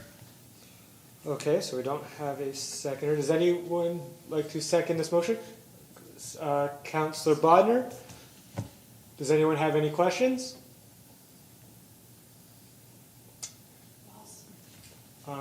Councillor Bruno? Councillor Bruno? I think Councillor Wells was ahead of me, actually. Okay. Councillor Wells? Thank you, Deputy Mayor.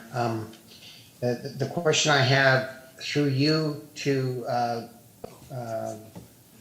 Mr. Schultz is that if we remove the OLT, is there an alternative that a resident would have in order to launch an appeal against some decision that they were not pleased with?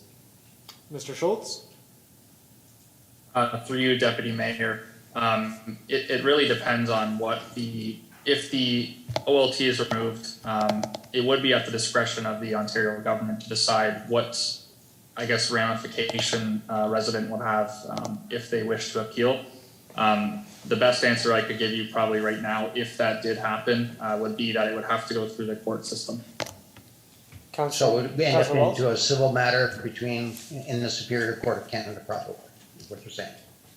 Likely, yes. Thank you. Okay. Councillor Bruno?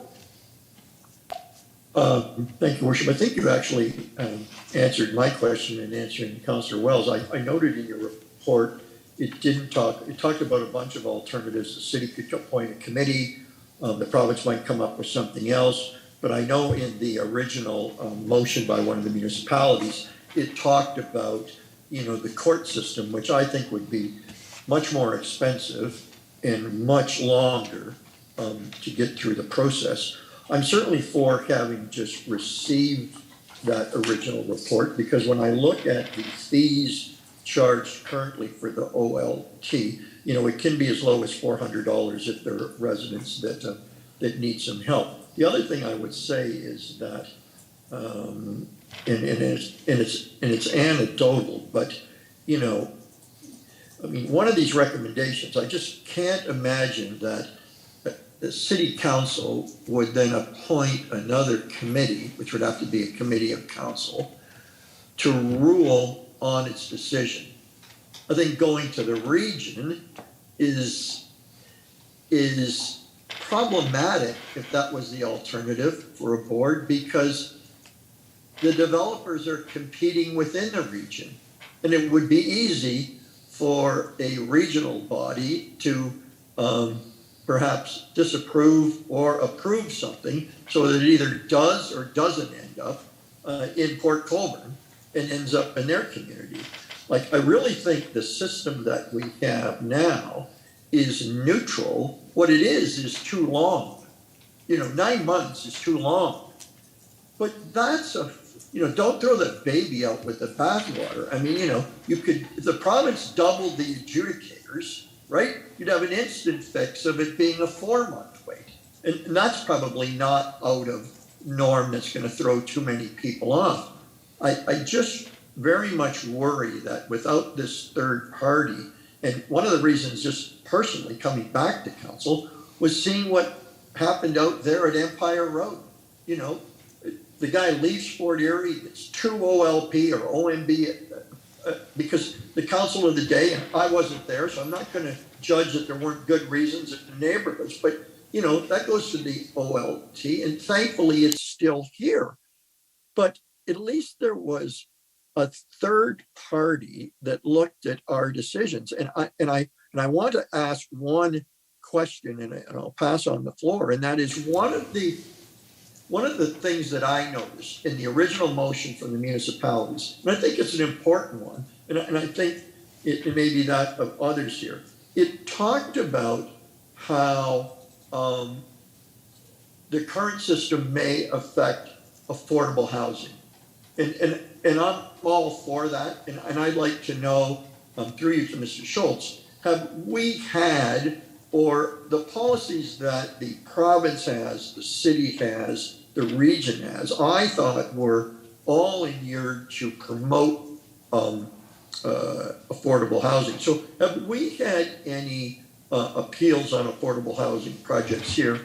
And where are we at with the Chestnut Street project? If you could, I could diverge a little, because that will be one that will be a zoning change. If I'm hearing things correct, it could be subject to that. And so that could be a litmus test case. But just wondering what you could speak to on affordable housing. And do you think with all the promotion of that really an OLP would overturn that? I know they're site specific, but it seems there's a lot of emphasis and every level of government is pro that right now. I'm just wondering if we're trying to get ahead of ourselves when maybe we don't really have a problem. Thank you, Mr. Deputy Mayor. Mr. Schultz? Through you, Mr. Deputy Mayor, to council. I can really only speak for, I guess, the last 4 or 5 years that I've been here since I was a student.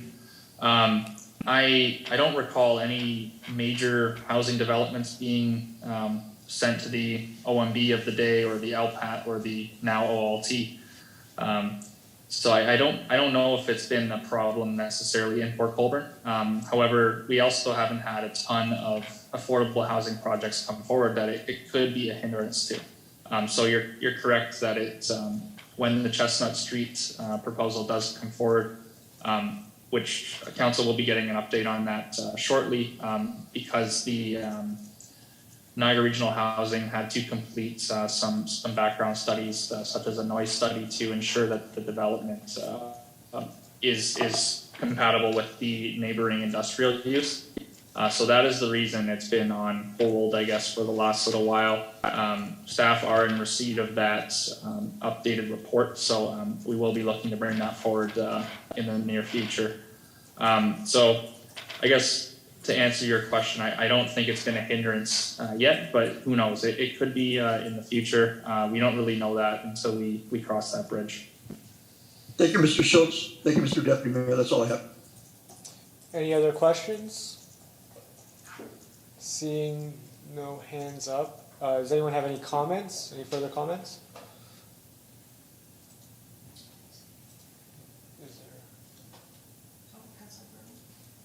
Councillor Bruno, you've already made a comment, but I'll let you go ahead.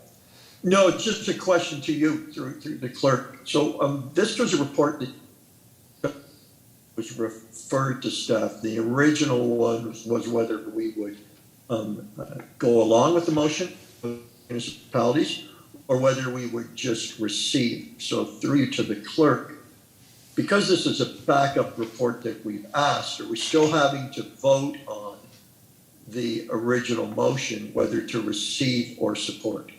Madam Clerk? Through you, Deputy Mayor, yes, the motion that was brought up through the notice of motion will go back on the April 26th meeting for council consideration. Thank you. Thank you. Seeing no further questions or comments, all those in favor, please raise your hand. All those opposed? That is carried.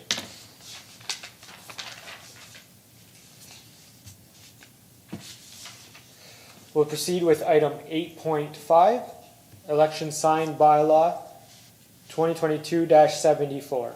We have mover Councillor Bagu, seconder Councillor Kalaliff. Please raise your hand if you have any questions on this item.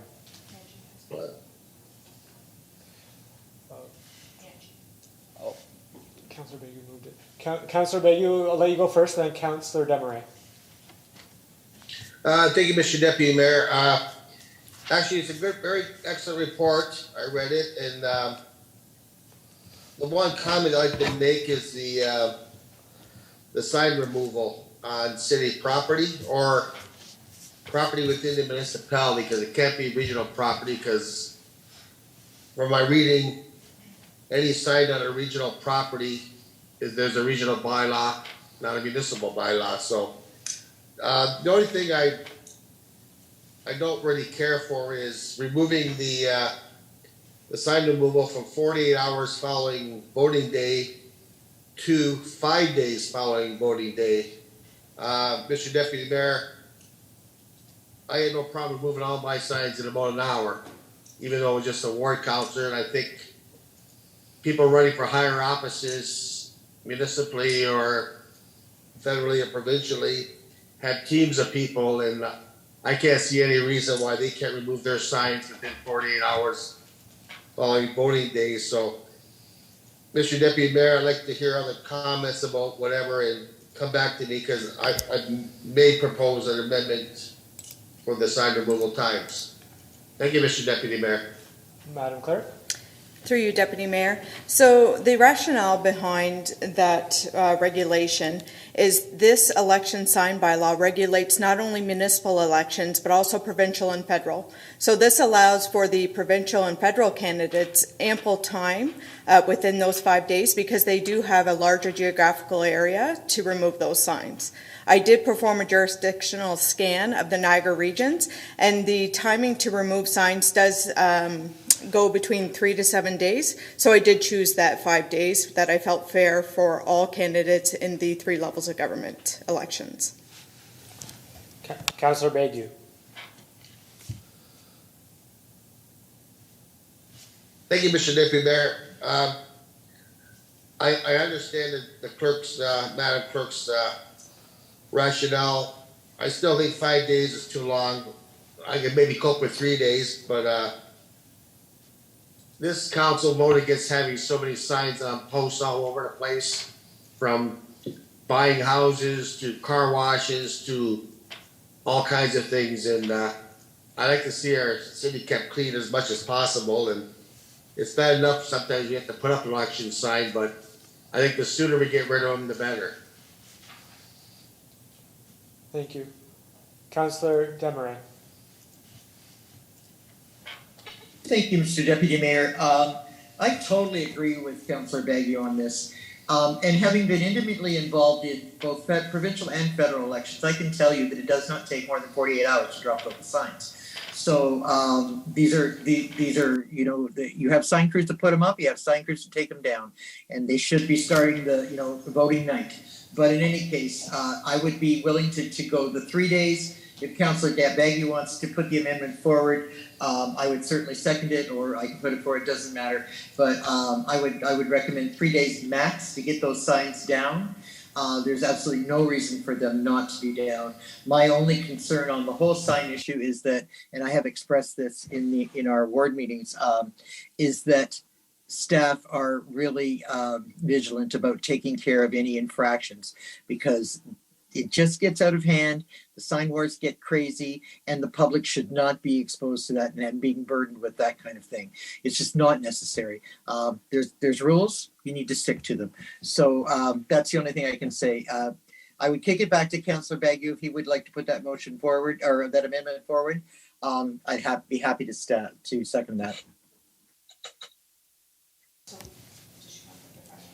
Would you like to propose an amendment?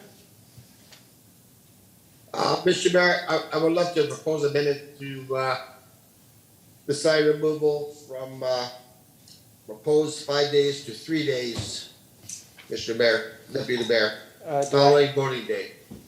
Do I have a seconder? Councillor Desmarais? Yeah. Now, can we vote on the amendment? All those in favor? Oh, sorry, my apologies. Go ahead.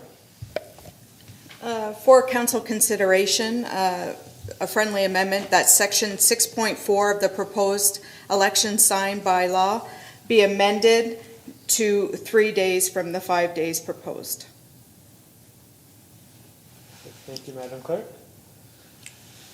All those in favor of the amendment? That is passed. Now, any questions, further questions on the motion now amended? Councillor Danch? I'm sorry, no, I've got an additional comment. Thank you. Thank you, Councillor Danch. Any questions?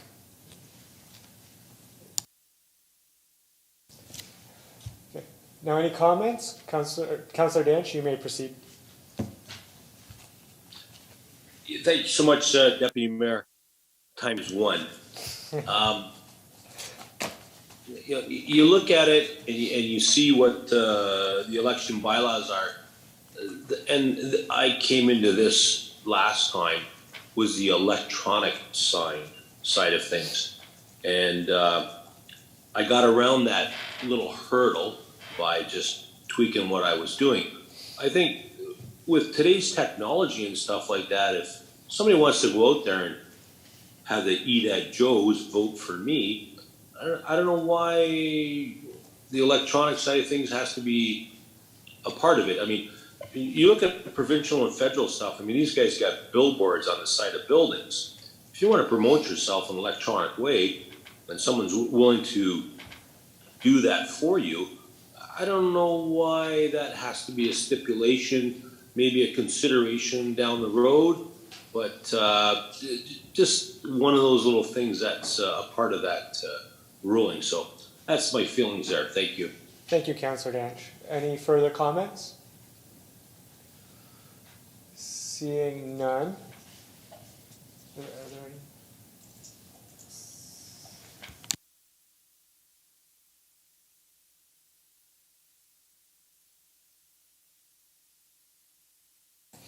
My apologies, councillors. I'm having trouble seeing whether or not you have your virtual hands up, so I have to ask the Madam Clerk. Seeing that there are no further comments, all those in favor with the motion now amended, the amended motion? That is unanimous. Thank you. That is carried.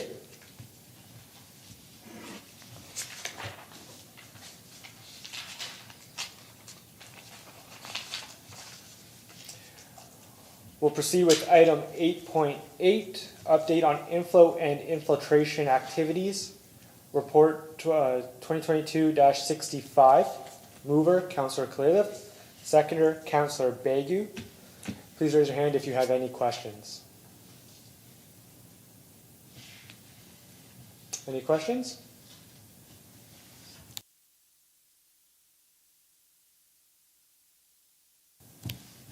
Are there any comments?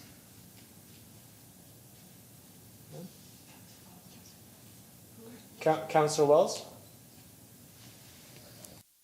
Thank you, Deputy Mayor. The first, I think it's very important for the public and those that are watching us tonight or watch us later on when they review this to have a little bit of an idea rather than to have to go back and read the report. So if council will bear, I would like to ask Ms. Sutter to give us a little brief summary of what has been done, what is being done, and what will be done in regards to the I&I. Ms. Sutter, can you please answer Councillor Wells? Thank you, through you, Mr. Deputy Mayor, to Councillor Wells. Thank you for the opportunity to give a summary. As I've indicated in the past, I like to be able to talk about what staff have been doing in the department, so it's great to have that opportunity. So I'll try to keep it brief. We have actually had a lot of work happening to address inflow and infiltration. And just to remind everybody at home, inflow and infiltration is basically clean water making its way into our sanitary sewer system. So either through cracks in the pipes, deficiencies in our pipes, or from residents' roof leaders, foundation drains, or some pumps being connected to the sanitary sewer system. So, and this of course causes us all to have higher wastewater bills when we're letting that clean water get into our system. So a lot of things we have completed to date. I'm not going to go through all of them. I'm going to hit some highlights that we've done since this time last year. We have completed approximately 200 maintenance hole inspections, and we have identified some deficiencies.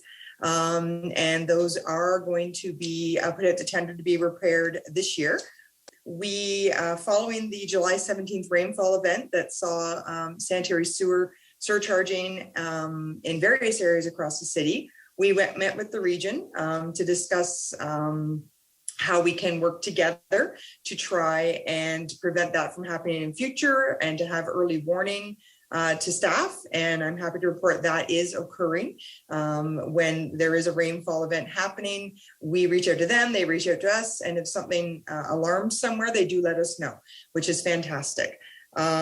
We are going to, we did do CCTV inspection of various sewers that had issues back in July. It was on the Bartok area, down Elm to the Omer pumping station. We did 1st, 2nd, 3rd, and Sheba, which goes into the Arena pumping station, and the Janet Street area that goes into the Clark Street pumping station. And we didn't find any obvious defects in most of the areas. There were a few identified in the 1st, 2nd, 3rd, and Sheba area, and those again are on the list for remediation for this year. We, in progress, currently we're doing an infrastructure needs study for wastewater and stormwater in the city that will identify any infrastructure gaps and let us know where we should be doing our investments in future and the areas of priority. We are completing the last CCTV inspection cycle. That's a closed circuit television inspection where they put a camera in the pipe. We do the entire sanitary system over a 6-year cycle. So we're doing the last year of our 6-year cycle this year. And we have a couple of trash pumps that we have ordered to help with our response in the event of events with storm events. Fortunately, those are about a 20 to 30 week delivery point at this point, but they're coming. We are currently in the beginning process of a door-to-door inflow and infiltration, inflow inspections in the Omer area. This is an area that we did a study back in 2010, but there's been a lot of growth in this area, and there are also some properties that did not get entered. And we have about 150, 200 homes to enter in the area. So residents in that area will expect to get a notice in their mailbox if they are one of the properties that has not been inspected since 2010. So we'll be going in and looking for roof leaders and foundation drains and some pumps, and also providing solutions on how to get them, if they do have a connection, get it disconnected. And that's all at no cost to those residents. We received funding from the region for that project, about $110,000 towards it. In the 2022 water wastewater budget, council approved a water service and sewer lateral replacement grant. And the reason that's, I think I've mentioned it before, is even though your water service, you don't think that impacts your wastewater, if your water service is leaking and you have a deficient sanitary lateral on your private side, that could be letting a leaky service, water from that leaky service into the sewer and causing two issues: high water bills for the city and also high wastewater bills. So this will kill two birds with one stone. We applied for $350,000 in wet weather funding from Niagara Region to do an I&I investigation in the Clark area sewer shed. That report is going to regional council on Thursday night. So we're expecting that is going to get approved, that project. And we also applied for $400,000 through the Federal Disaster Mitigation Adaptation Fund to remediate sanitary sewer assets, pipes and maintenance holes in the Clark area sewer shed. So that's all the activity that's going on right now. In the future, We have a request for proposal that's going to be coming out to do some alternative stormwater management options for an area of the Omer area sewer shed that does not have an adequate storm sewer system. So we're hoping to get some innovative approaches, alternatives to putting in pipes. With Niagara Region, we are going to be completing flow monitoring in our sewer system, and we are going to be doing a pollution prevention control plan. That's going to take about 3 years to complete, and that will identify the big areas of concern in our system. With the town of Fort Erie, we actually just released this week, we have a tender out for flow monitors that will go on the top of the manhole structures that will help us monitor wastewater flows throughout the city. 2 of those are going to be permanently installed, and they will have alarms on them, and they're going to be at the Bartok area and the Omer pumping station.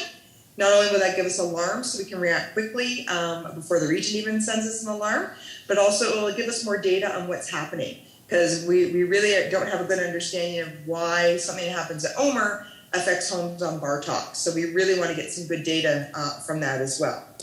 We, as I mentioned, are going to be doing mainline sewer repairs and manhole repairs in the Omer, Steel, Arena, and Rosemount North pumping station areas. The region, again, gave us $90,000 in funding towards that. We have a public awareness inflow and infiltration campaign that I've been working with our communications officer on getting started, and that will let residents know what their role is in contributing to inflow and infiltration, and how they can, and why it may not affect them directly. They may not have basement flooding, but how what they do could affect their neighbors and also affects our wastewater flows. And lastly, we're continuing to collaborate with the Niagara Region Wastewater Group to come to identify areas that we need to focus on. And we are always investigating and applying for funding opportunities, because we need to get as much funding to help reduce the impact on our residents as we possibly can. Thank you, Darlene. There's a lot going on in the city to remove the inflow and infiltration activities, as I see. Councillor Wells, do you have any further comments? No, just thank you, Darlene. That was very comprehensive and brief at the same time. So thank you very much, and kudos to you and the team that are working on this and trying to reduce the I&I. Councillor Bruno, do you have any questions? Thank you, Mr. Deputy Mayor. Thank you, Darlene. And, I know you're relatively new, not to the city or not to water and wastewater, but to this particular position. And so I don't want you to take my comments as that I'm disappointed with the level of work and effort going on. What I am more of a stickler for in the reports, Councillor Baggio has referred to it, it's been referred to before, is I sort of like a little bit more meat on this. And not you, but your department, the overall department, has had issues of having a lot of projects on the go and a lot of lists of things, but they haven't quite all come to fruition for lots of reasons that is no to pinpoint on one person. So having said that, I don't expect that you are ever going to be able, in writing a report, to guess every question that every single councillor would have to a level of detail.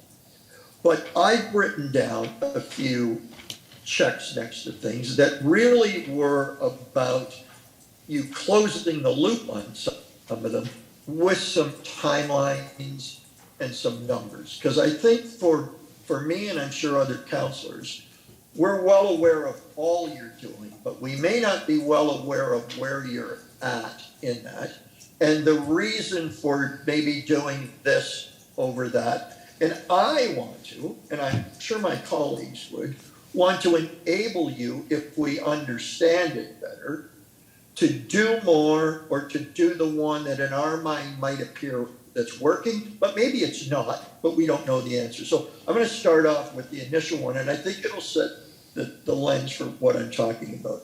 So like the third one down is completion of approximately 200 maintenance hole inspections, identification 20 deficiencies. So I see that that's, 200 over 15 months. If I look at your 2021 date earlier in the report. So as a layman, I'm seeing, 20 out of 200 is 10%. To me, that looks like low-hanging fruit. So, and a good bang for the buck.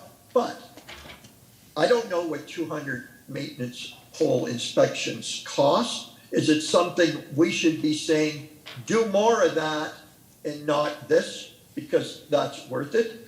Does the 20 deficiencies cost X? Is it too much? Is 10% a poor number? Ergo, we should be really doing 400 manholes, 600 manholes, and how can I get you to get 400 and 600 manholes done? Is that a contractor? Is that more money? So this is where I'm going with this, because you're painting this picture, but I don't have some context that I need. So that's where I'm going with this and what I'd like to see going forward. So just on that, is 10% a high number, or when they leak, is that a high volume? If you could do more, is that a good thing? Do you need some help with it? Councillor Bruno, Councillor Sutter, go ahead. Sorry, Ms. Sutter. Yeah, through you, Deputy Mayor, to Councillor Bruno. One of the challenges, unfortunately, we have had is the because of COVID, and I hate to do that, I really do hate it, but our staff have been we're on split shifts up until, oh my goodness, the fall of last year. So we really only had half the staff in any day. So to have accomplished 200 inspections with half the staff was fantastic. That being said, I have been working with Supervisor Peasel to come up with, the water wastewater supervisor, to come up with a plan of attack to do more inspections. Because we do that ourselves. We have a GoPro camera that we purchased, which produces phenomenal pictures actually and inspection results. And they are coming up with a program to be a little more comprehensive now that we've got all of our staff back together. So again, I do hate to say that, but unfortunately that was part of it, because we have to send out 2 people to do the maintenance hole inspections because of safety, because they're in the middle of the road and we can't just have one person go out. But now, yeah, we are on track. I know they've done some more. Again, this is what we'd already done as of 2021, and I know they are moving forward. As to whether 10% is high or not, I actually need to do more investigations on that, to be honest, to see what kind of is normal. Again, I hesitate to compare ourselves to other municipalities or other systems because we're all different. We all have our own challenges, but that is definitely something that I can definitely do a little more investigation on, or have the supervisor help me out with, to see how that relates. Thanks. I mean, I would like to think we'd all would like to get some of the low-hanging fruit. Eventually you run out of low-hanging fruit and you got to get into the big dollar ones, but if they can prove savings, so that's great. And I don't know if now that, if you're going to be able, like, if you could come back with just a little note on that, or directly on an update, that would be great. Moving on to some defects identified, and this was in the 1st, 2nd, 3rd Street, and they're scheduled for repair. Do you know when that might happen? Ms. Sutter? That's under your CTV inspections. Yeah, through you, Deputy Mayor, to Councillor Bruno. We are working on the tender specifications as we speak. We are, like I say, we're just wrapping up our CCTV inspection. I mentioned that we were finishing this round, but we have another round to get started, so we're working on those specs at the moment. And that is next in line for us to work on. Could you come back maybe with an update sooner on all these things I'm going to go through? The other one was, I really like this sort of, I remember back in the day even where we used to inspect all the sewer systems, and it's over 5 years. I'm just wondering if that should be done over 4 years or 3 years, i.e. you leave an area and it leaks the next day and you're not going to revisit it for 5 years. Is this a really good bang for the buck? Should this be the city in 4 years or 3 years or 2 years to stay on top of what new breaks are? And they might be easy breaks to fix. But again, I don't know enough. I don't have context. I don't know what it costs. But that's what I want to see in the update. Because if it's working, let's do more of it faster. Ms. Sutter? So Yeah, through you, Deputy Mayor, to Councillor Bruno.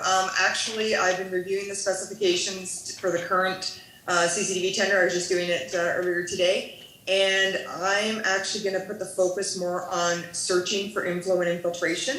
In the past, the CCTVs have always focused on deficiencies, but I've heard in some of my research and looking into what other municipalities are doing, we want to try and do it during the wet weather season to see if we can capture some of those inflow or infiltration instances that you wouldn't catch in the middle of the summer, which is when unfortunately most of the CCTV seems to have happened in the past, has been in the summer months.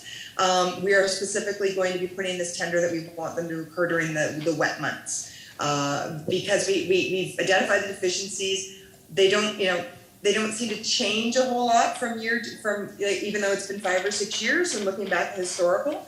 And that's why, we've identified deficiencies. Now I want to look for I&I and then do our targeted areas. And just so with the planning side of things, I'm really focusing on the Clark area next, and not to put all the other areas of the city, but that's where we've had a lot of issues, and the region has identified that the pumping station has been having issues as well. So we are wanting to do the CCTV in that area next. And that way, when we do the I know that I can use that information together with the I study to see what the issues are in that area. So we can we can look for the private side, look for the public side, and get it all done. I don't want to leave an area until it's done. And that's basically my plan moving forward with the different sewer sheds. So could you come back with this first year report soon, like what you identified on the one you're finishing? It's actually just now wrapping up. Part of the infrastructure needs study. They're finishing up a cycle that was actually missed over in the arena area, actually, sewer shed. So I actually was looking for those results today. And Great. They said that they are getting close to having it wrapped up. The consultants just finished up the QA/QC on that as well. So, Great. and I'm meeting with the region today as well about that area. Thanks, I look forward to that. The Neff Street stormwater outfall, obviously Frank and I are big time concerned with that. I get the waiting time, but when was it ordered?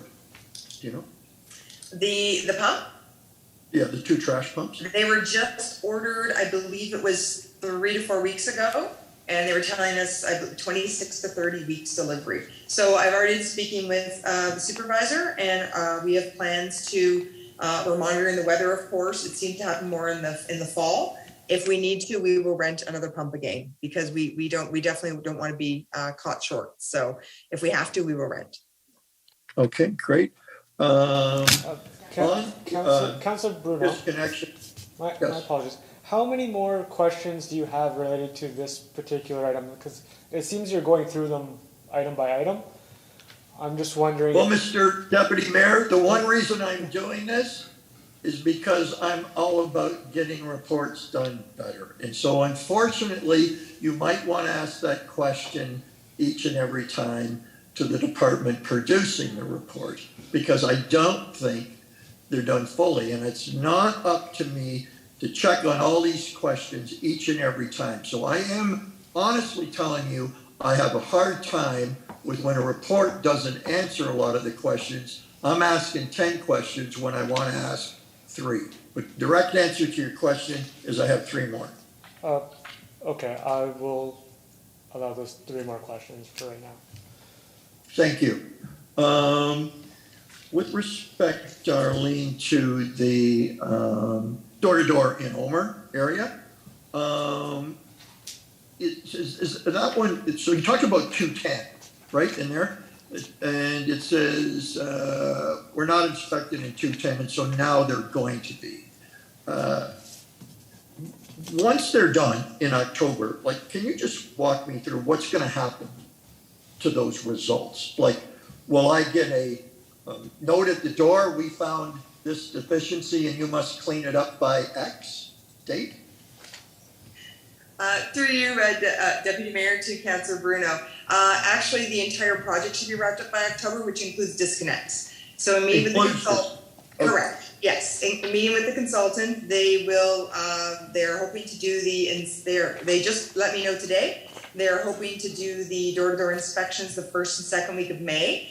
They just have a few details requiring police checks of their staff, so they're waiting to get those police checks in before they start scheduling. And once they've done the door-to-door investigations, any properties that have been identified as being connected, they will be returning to the property with a contractor, and they will be meeting with the homeowner to discuss the options and see what's also amenable to the resident, because a lot of this will involve their property.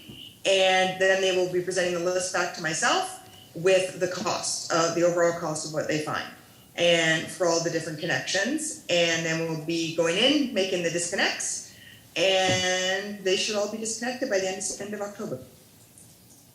Great, you just picked out the second one out of that in the middle of your speak there. And so that leaves me with one. Just want to make sure. Oh, the Fort Erie portables on the manhole covers and the leakage. So the two that will be permanent, these aren't going to be shared. You're just purchasing them together, and then they're going to be installed, two of them permanently, and the other ones will rotate, right? That we have. What's how often does that happen before you get an answer and move it on to another one? Like, is that a fairly quick thing that you only need 10 and, you know, every month you're taking the 10 and moving them somewhere else? Through you, Mr. Deputy Mayor, to the councillor, the goal of a full monitoring program is to try and hit your wet weather. So if we're hoping to have them in, I think by June. So you want to get your baseline flows of when they're it's dry weather flows, as they call it. And then you want to get a couple of good rainfall events to see how the system is reacting. And we haven't ironed out the complete details on where these are all going yet, but we are, again, going to be targeting probably where we are doing our I&I investigations. And then we have the two that are going to be mounted permanently. We'll share that data with the region. And yes, we're just partnering with Fort Erie to try and take advantage of having a quantity discount is what we're looking for. Yeah. Great. Thank you very much. Back to you, Mr. Deputy Mayor. Okay, thank you. Ms. Huddard, I'd just like to say that in reviewing the report, I find there is substantial detail, although there may not be everything in the report. It does cover a lot in a short amount, in approximately 6 pages. Of course, more can be added, but I do find it thorough, and that is all my comments on the report itself. I will call the question. All those in favor? The motion is carried.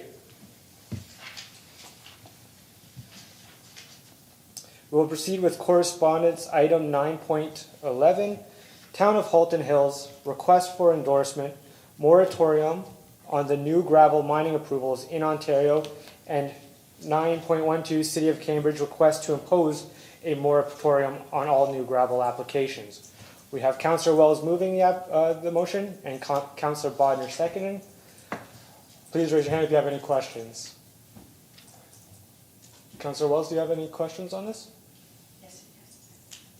Not so much any questions, and I would what I would like to do, Deputy Mayor, is to combine both 911 and 912 because they are of the same nature. And what I would like to do is I would like to move that item 911 and 912 be supported by council, and that to give council a notice that I will be bringing forward at the next council meeting a motion for resolution to for the city to call on the government to impose an immediate. Councillor Wells, can you leave your notice of motion for when the notice of motions comes up, please? Yep, no problem. Thank you. Okay, we'll just focus on the putting two items together. Just 1 second.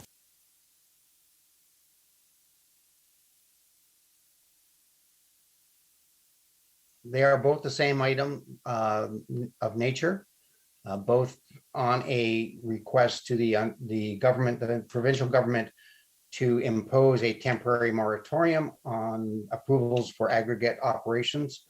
And I would like the city to support both of those pieces of correspondence. Okay, so that the motion is to send letters of support. Okay. Do I need a second? Okay. So any questions? Any questions? Councilor Bruno. Thank you, Mr. Deputy Mayor. When I looked at these, my only concern was that I'm sitting here knowing that there's been a local application. We've sold land.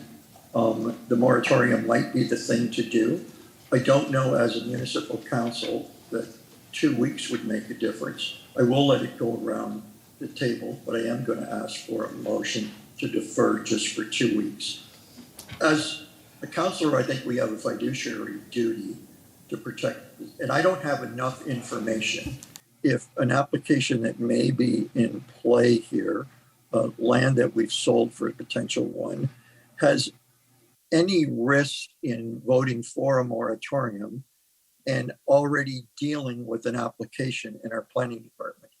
And so I'm prepared to potentially vote for that, but I don't think we should do that without getting a legal opinion and supporting a moratorium, how that works with having an application in play.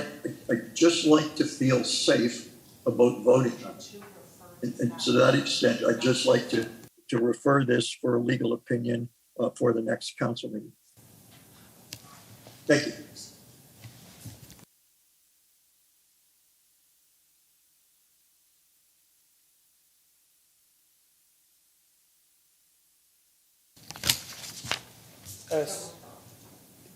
For the referral, a staff report, it may not be able to come until May 10th. Is that okay? But if I could, I think because the second of the two municipalities is, I think, just been in 2 weeks. I don't think a month would cause us any undue concern with getting this motion approved or not. But I think we ought to err on the safe side. So if it is a month, that's fine. But because I've spoken to it, I believe I have to let it go around the table before making a motion to refer to a legal opinion. And as fast as that could be had, I'm happy to revisit the item. Thank you. Thank you. Councillor Desmarais? Thank you, Mr. Deputy Mayor. My only question is, I'm absolutely in support of this, but my question is on the motion to refer this for legal opinion. Are you, Councillor Bruno, do you mean the combined motion, both 9.11 and 9.12, or just 9.11? I think that's a great question. I looked at them. One, it says new applications, and the other one says new applications and extension of existing sites. And then both of them, one speaks to gravel pits and one speaks to gravel pits and quarries. So I think it's a good point I forgot to mention, thank you, that they should look at both. I just don't want to get us in a situation down the road. That's all. Thank you. Councillor Desmarais? Okay. No, thank you. That's what I wanted to know is, are we speaking to both 9.11 and 9.12? That's my question. Okay. I have a motion prepared. We have a motion prepared. For council's consideration that items 9.11 and 9.12 be referred to the planning staff and a report return at the May 10th council meeting.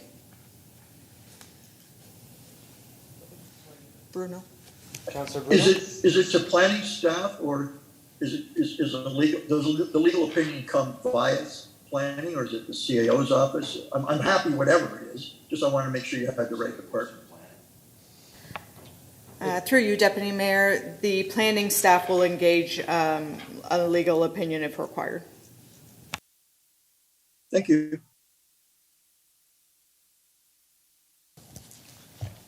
On the motion to referral, all those in favor? All those opposed? That is carried.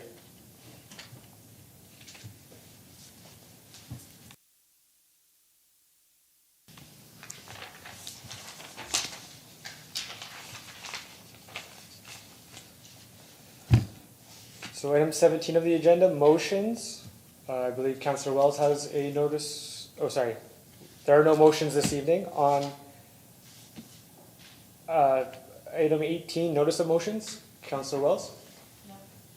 Does he know? Thank you, Deputy Mayor. I would just like to make council aware that I will be bringing forward a motion,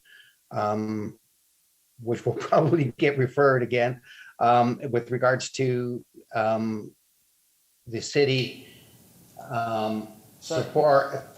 My apologies. Pardon me? My apologies, Councillor Wells. Apparently, you will bring a notice of motion to the next council meeting. So if you could bring that notice of motion to the next council meeting. Okay, my apologies. We're just figuring it out. Okay.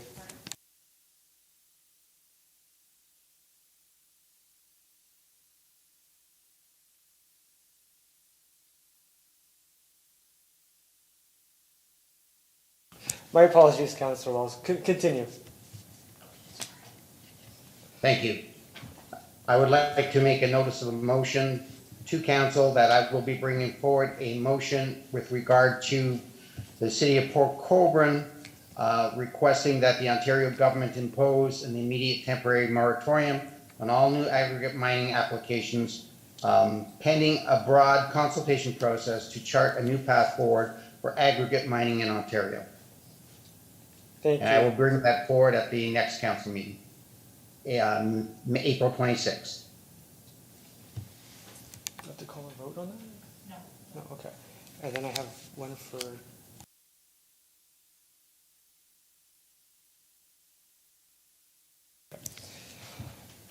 I understand that Councillor Clayliff also has a motion that she would like to bring forward tonight. In order to do so, we'll need to waive the rules of the procedural bylaw in order to dispense with notice.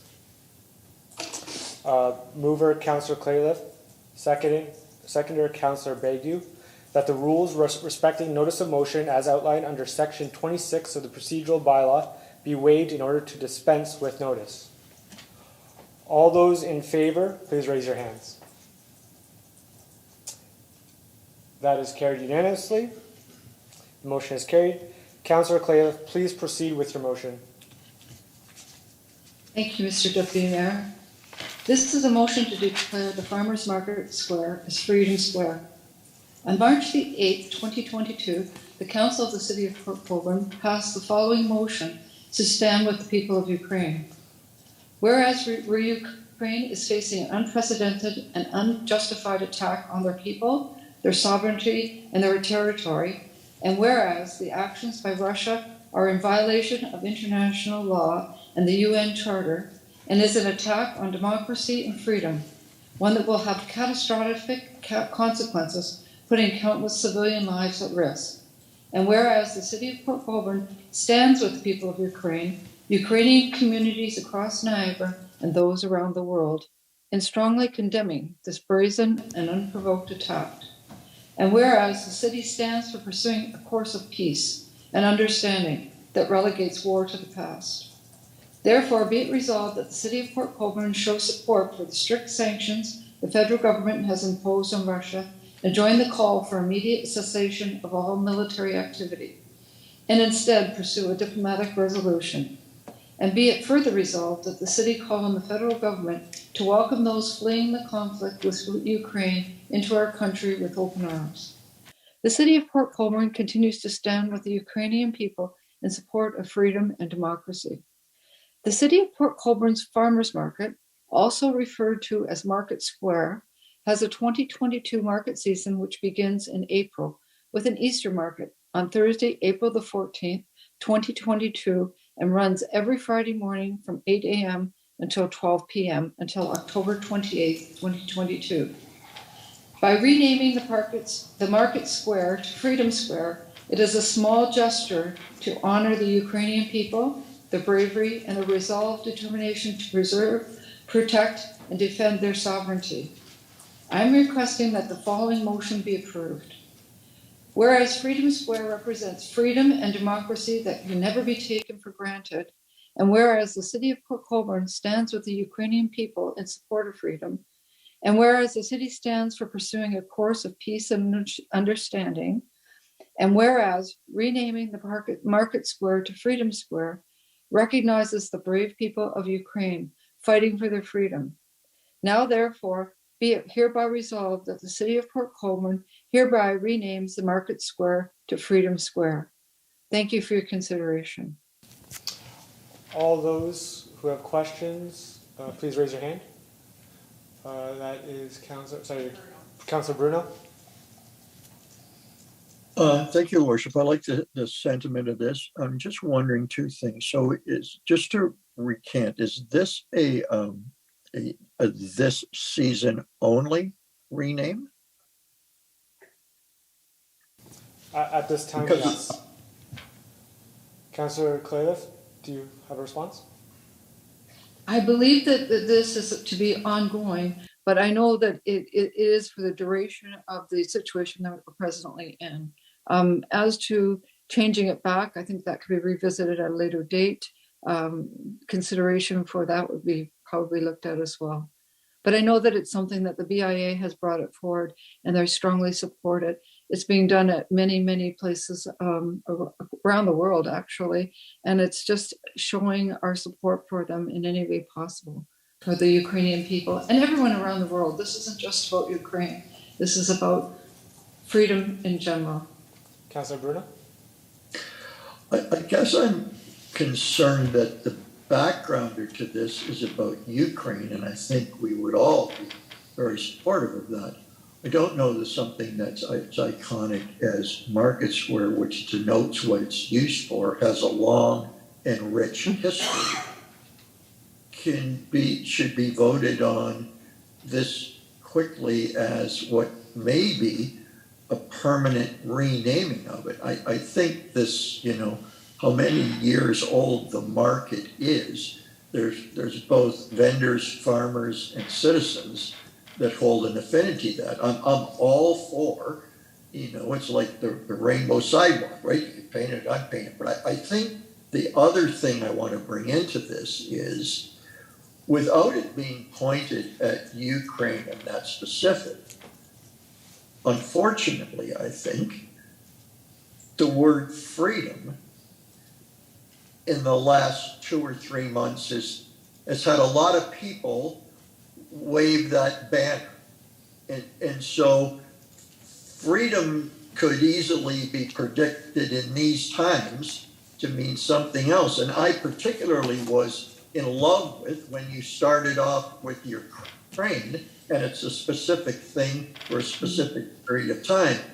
But I'm a little bit concerned that in these times of freedom banners and COVID and all the things that it's taken on, that there should be some input from others about how they feel about renaming something this iconic on the same night it's brought up.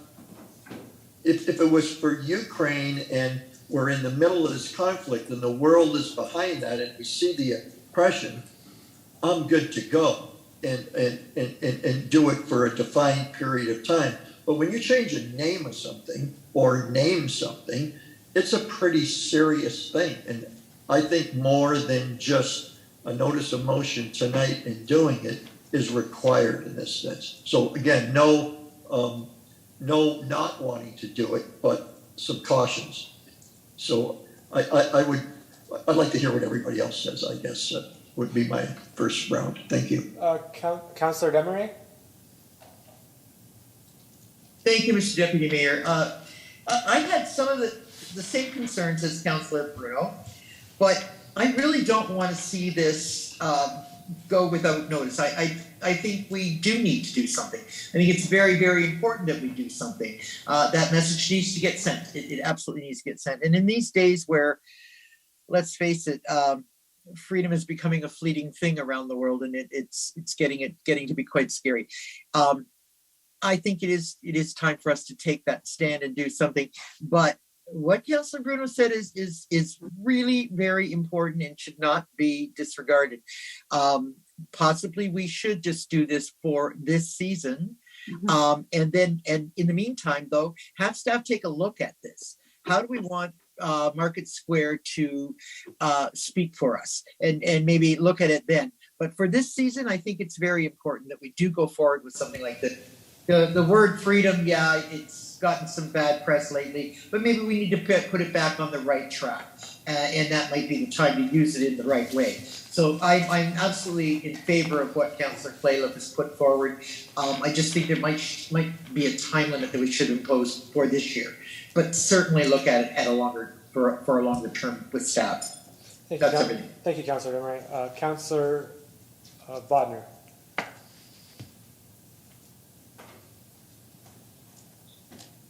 Thank you, Mr. Deputy Mayor.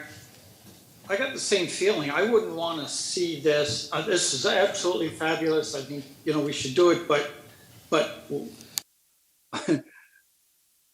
I've got the feeling that naming it Freedom Square actually diminishes our intent of, it's going to get mixed up and people are going to use it whatever way they want to use it.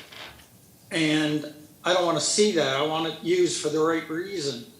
So I'll certainly vote for the intent of this, but I really think we got to clean up the name. Whether it's Freedom for Ukraine, I know we're trying to gather everybody, but if we simply have it Freedom for Ukraine, that takes away anybody that might want to mess with it for a reason that wasn't our intent. So I wonder if you might, we might think that is okay to put on there. And it takes it right out of anybody's grasp for doing something stupid with it when it shouldn't be at all. Thank you, Councillor Bodnar. Councillor Clayliff, based on the comments from your fellow councillors, do you have anything else you'd like to say? I totally understand and agree with everything that's being said. When I brought this forward, in my mind, it was the Ukraine freedom. I know the whole freedom piece has got a lot of good and bad press lately, but I think that this is being brought forward strictly right now is in support of Ukraine. It can be spread out to be everyone. We're all about freedom, but I too would like to see it have a time limitation on it, in the sense that, it's our Market Square, and I think that it can be used to showcase whatever we need it to showcase and to support whoever we need to at certain times, but it should be done carefully and deliberately. I'm not sure that I want to see it changed forever, so I'm totally okay if we change it for the season, and I think that would satisfy everyone, and we can take time to look at this and talk about it and decide what we need to do. Would you like to propose an amendment to your original amendment? Well, maybe we just need to add a time frame, and that's why when I spoke, I said, right now it's Ukraine, but maybe not be about Ukraine at a later date. We've seen other things happen, so maybe we need to, how do you decide the season? Do we say for 6 months? Do we say for a year? Maybe some councillors have other ideas on it. Councillor Bruno. Well, I'm thinking, for starters, the market season, I think it's important to have the word Ukraine in it. And I think that was the spirit of what Councillor Califf and the BIA want to do. I think, this is like, you don't want to put a flag up and leave it there for forever. When there becomes a new cause célèbre of the day, there might be another persecution someday, and maybe it can be rotated. But I think we need to send a strong message, but tread carefully. So, I'm fine with if Ukraine is in your word as part of Freedom Ukraine Market Square for this year. Maybe it can still keep the Market Square moniker, and it's like a lot of things where they have a name, but it's something else. It's so I'd like to see the word Ukraine in there. I'd like to still see Market Square be on the sign, and maybe that's an addition. That's what I would like to do. I'd like to try it for 6 months, and this oppression may, God willing, be over by that time. Thank you, Councilor Bruno. Councilor Demery? Thank you, Mr. Mayor. Mr. Deputy Mayor. Possibly we could call it Freedom for Ukraine Square or Market Square. So it's Freedom for Ukraine, and just put it in that context. That way, it's basically limited in the time frame, and we could go forward with that. And certainly look at it though going forward. Looking at long-term changes. Maybe we do need to name that square. And we should have staff looking at it and see what everybody comes up with. But Councillor Kalaliff, thanks for bringing it forward. I think it's really very important that we acknowledge that and make that statement. So thank you. Councillor Bagu. Thank you, Mr. Deputy Mayor. I would definitely support Freedom for Ukraine Market Square for a limited time. 100%, Mr. Mayor, Deputy Mayor. Thank you.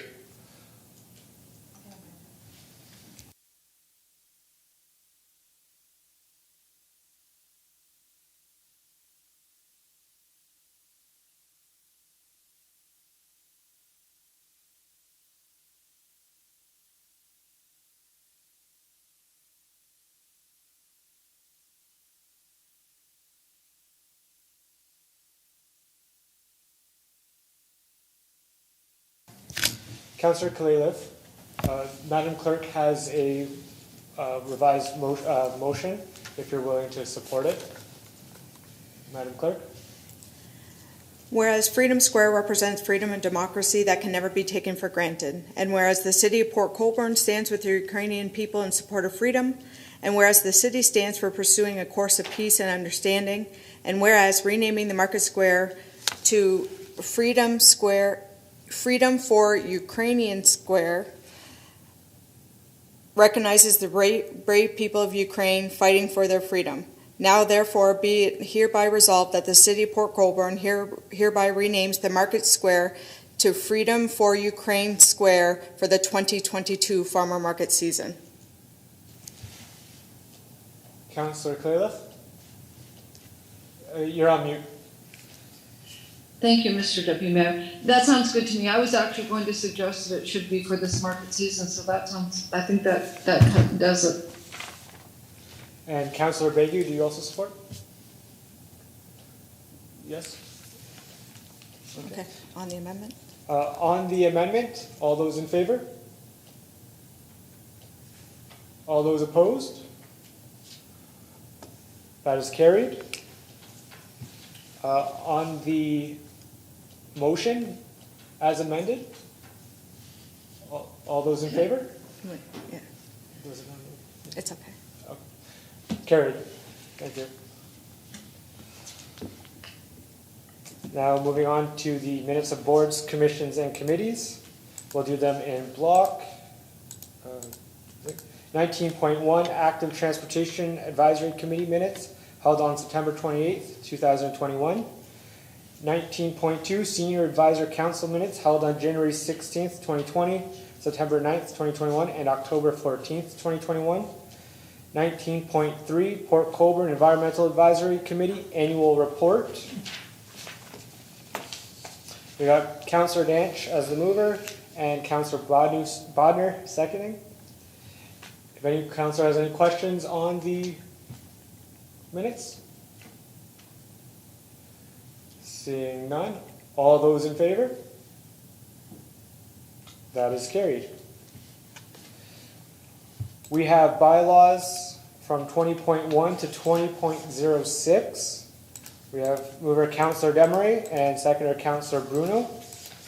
Does any councillor have any questions to the bylaws? Seeing none.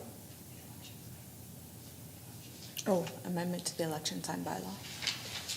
We have, including the amendment to the election sign bylaw.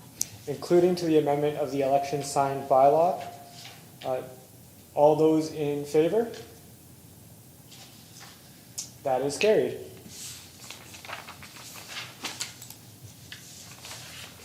There are no confidential items this evening. There are no procedural motions or information items this evening. Thank you for watching tonight's council meeting. The next council meeting will be held in person on April 26th. This meeting is now adjourned. Thank you, council. Thank you, staff.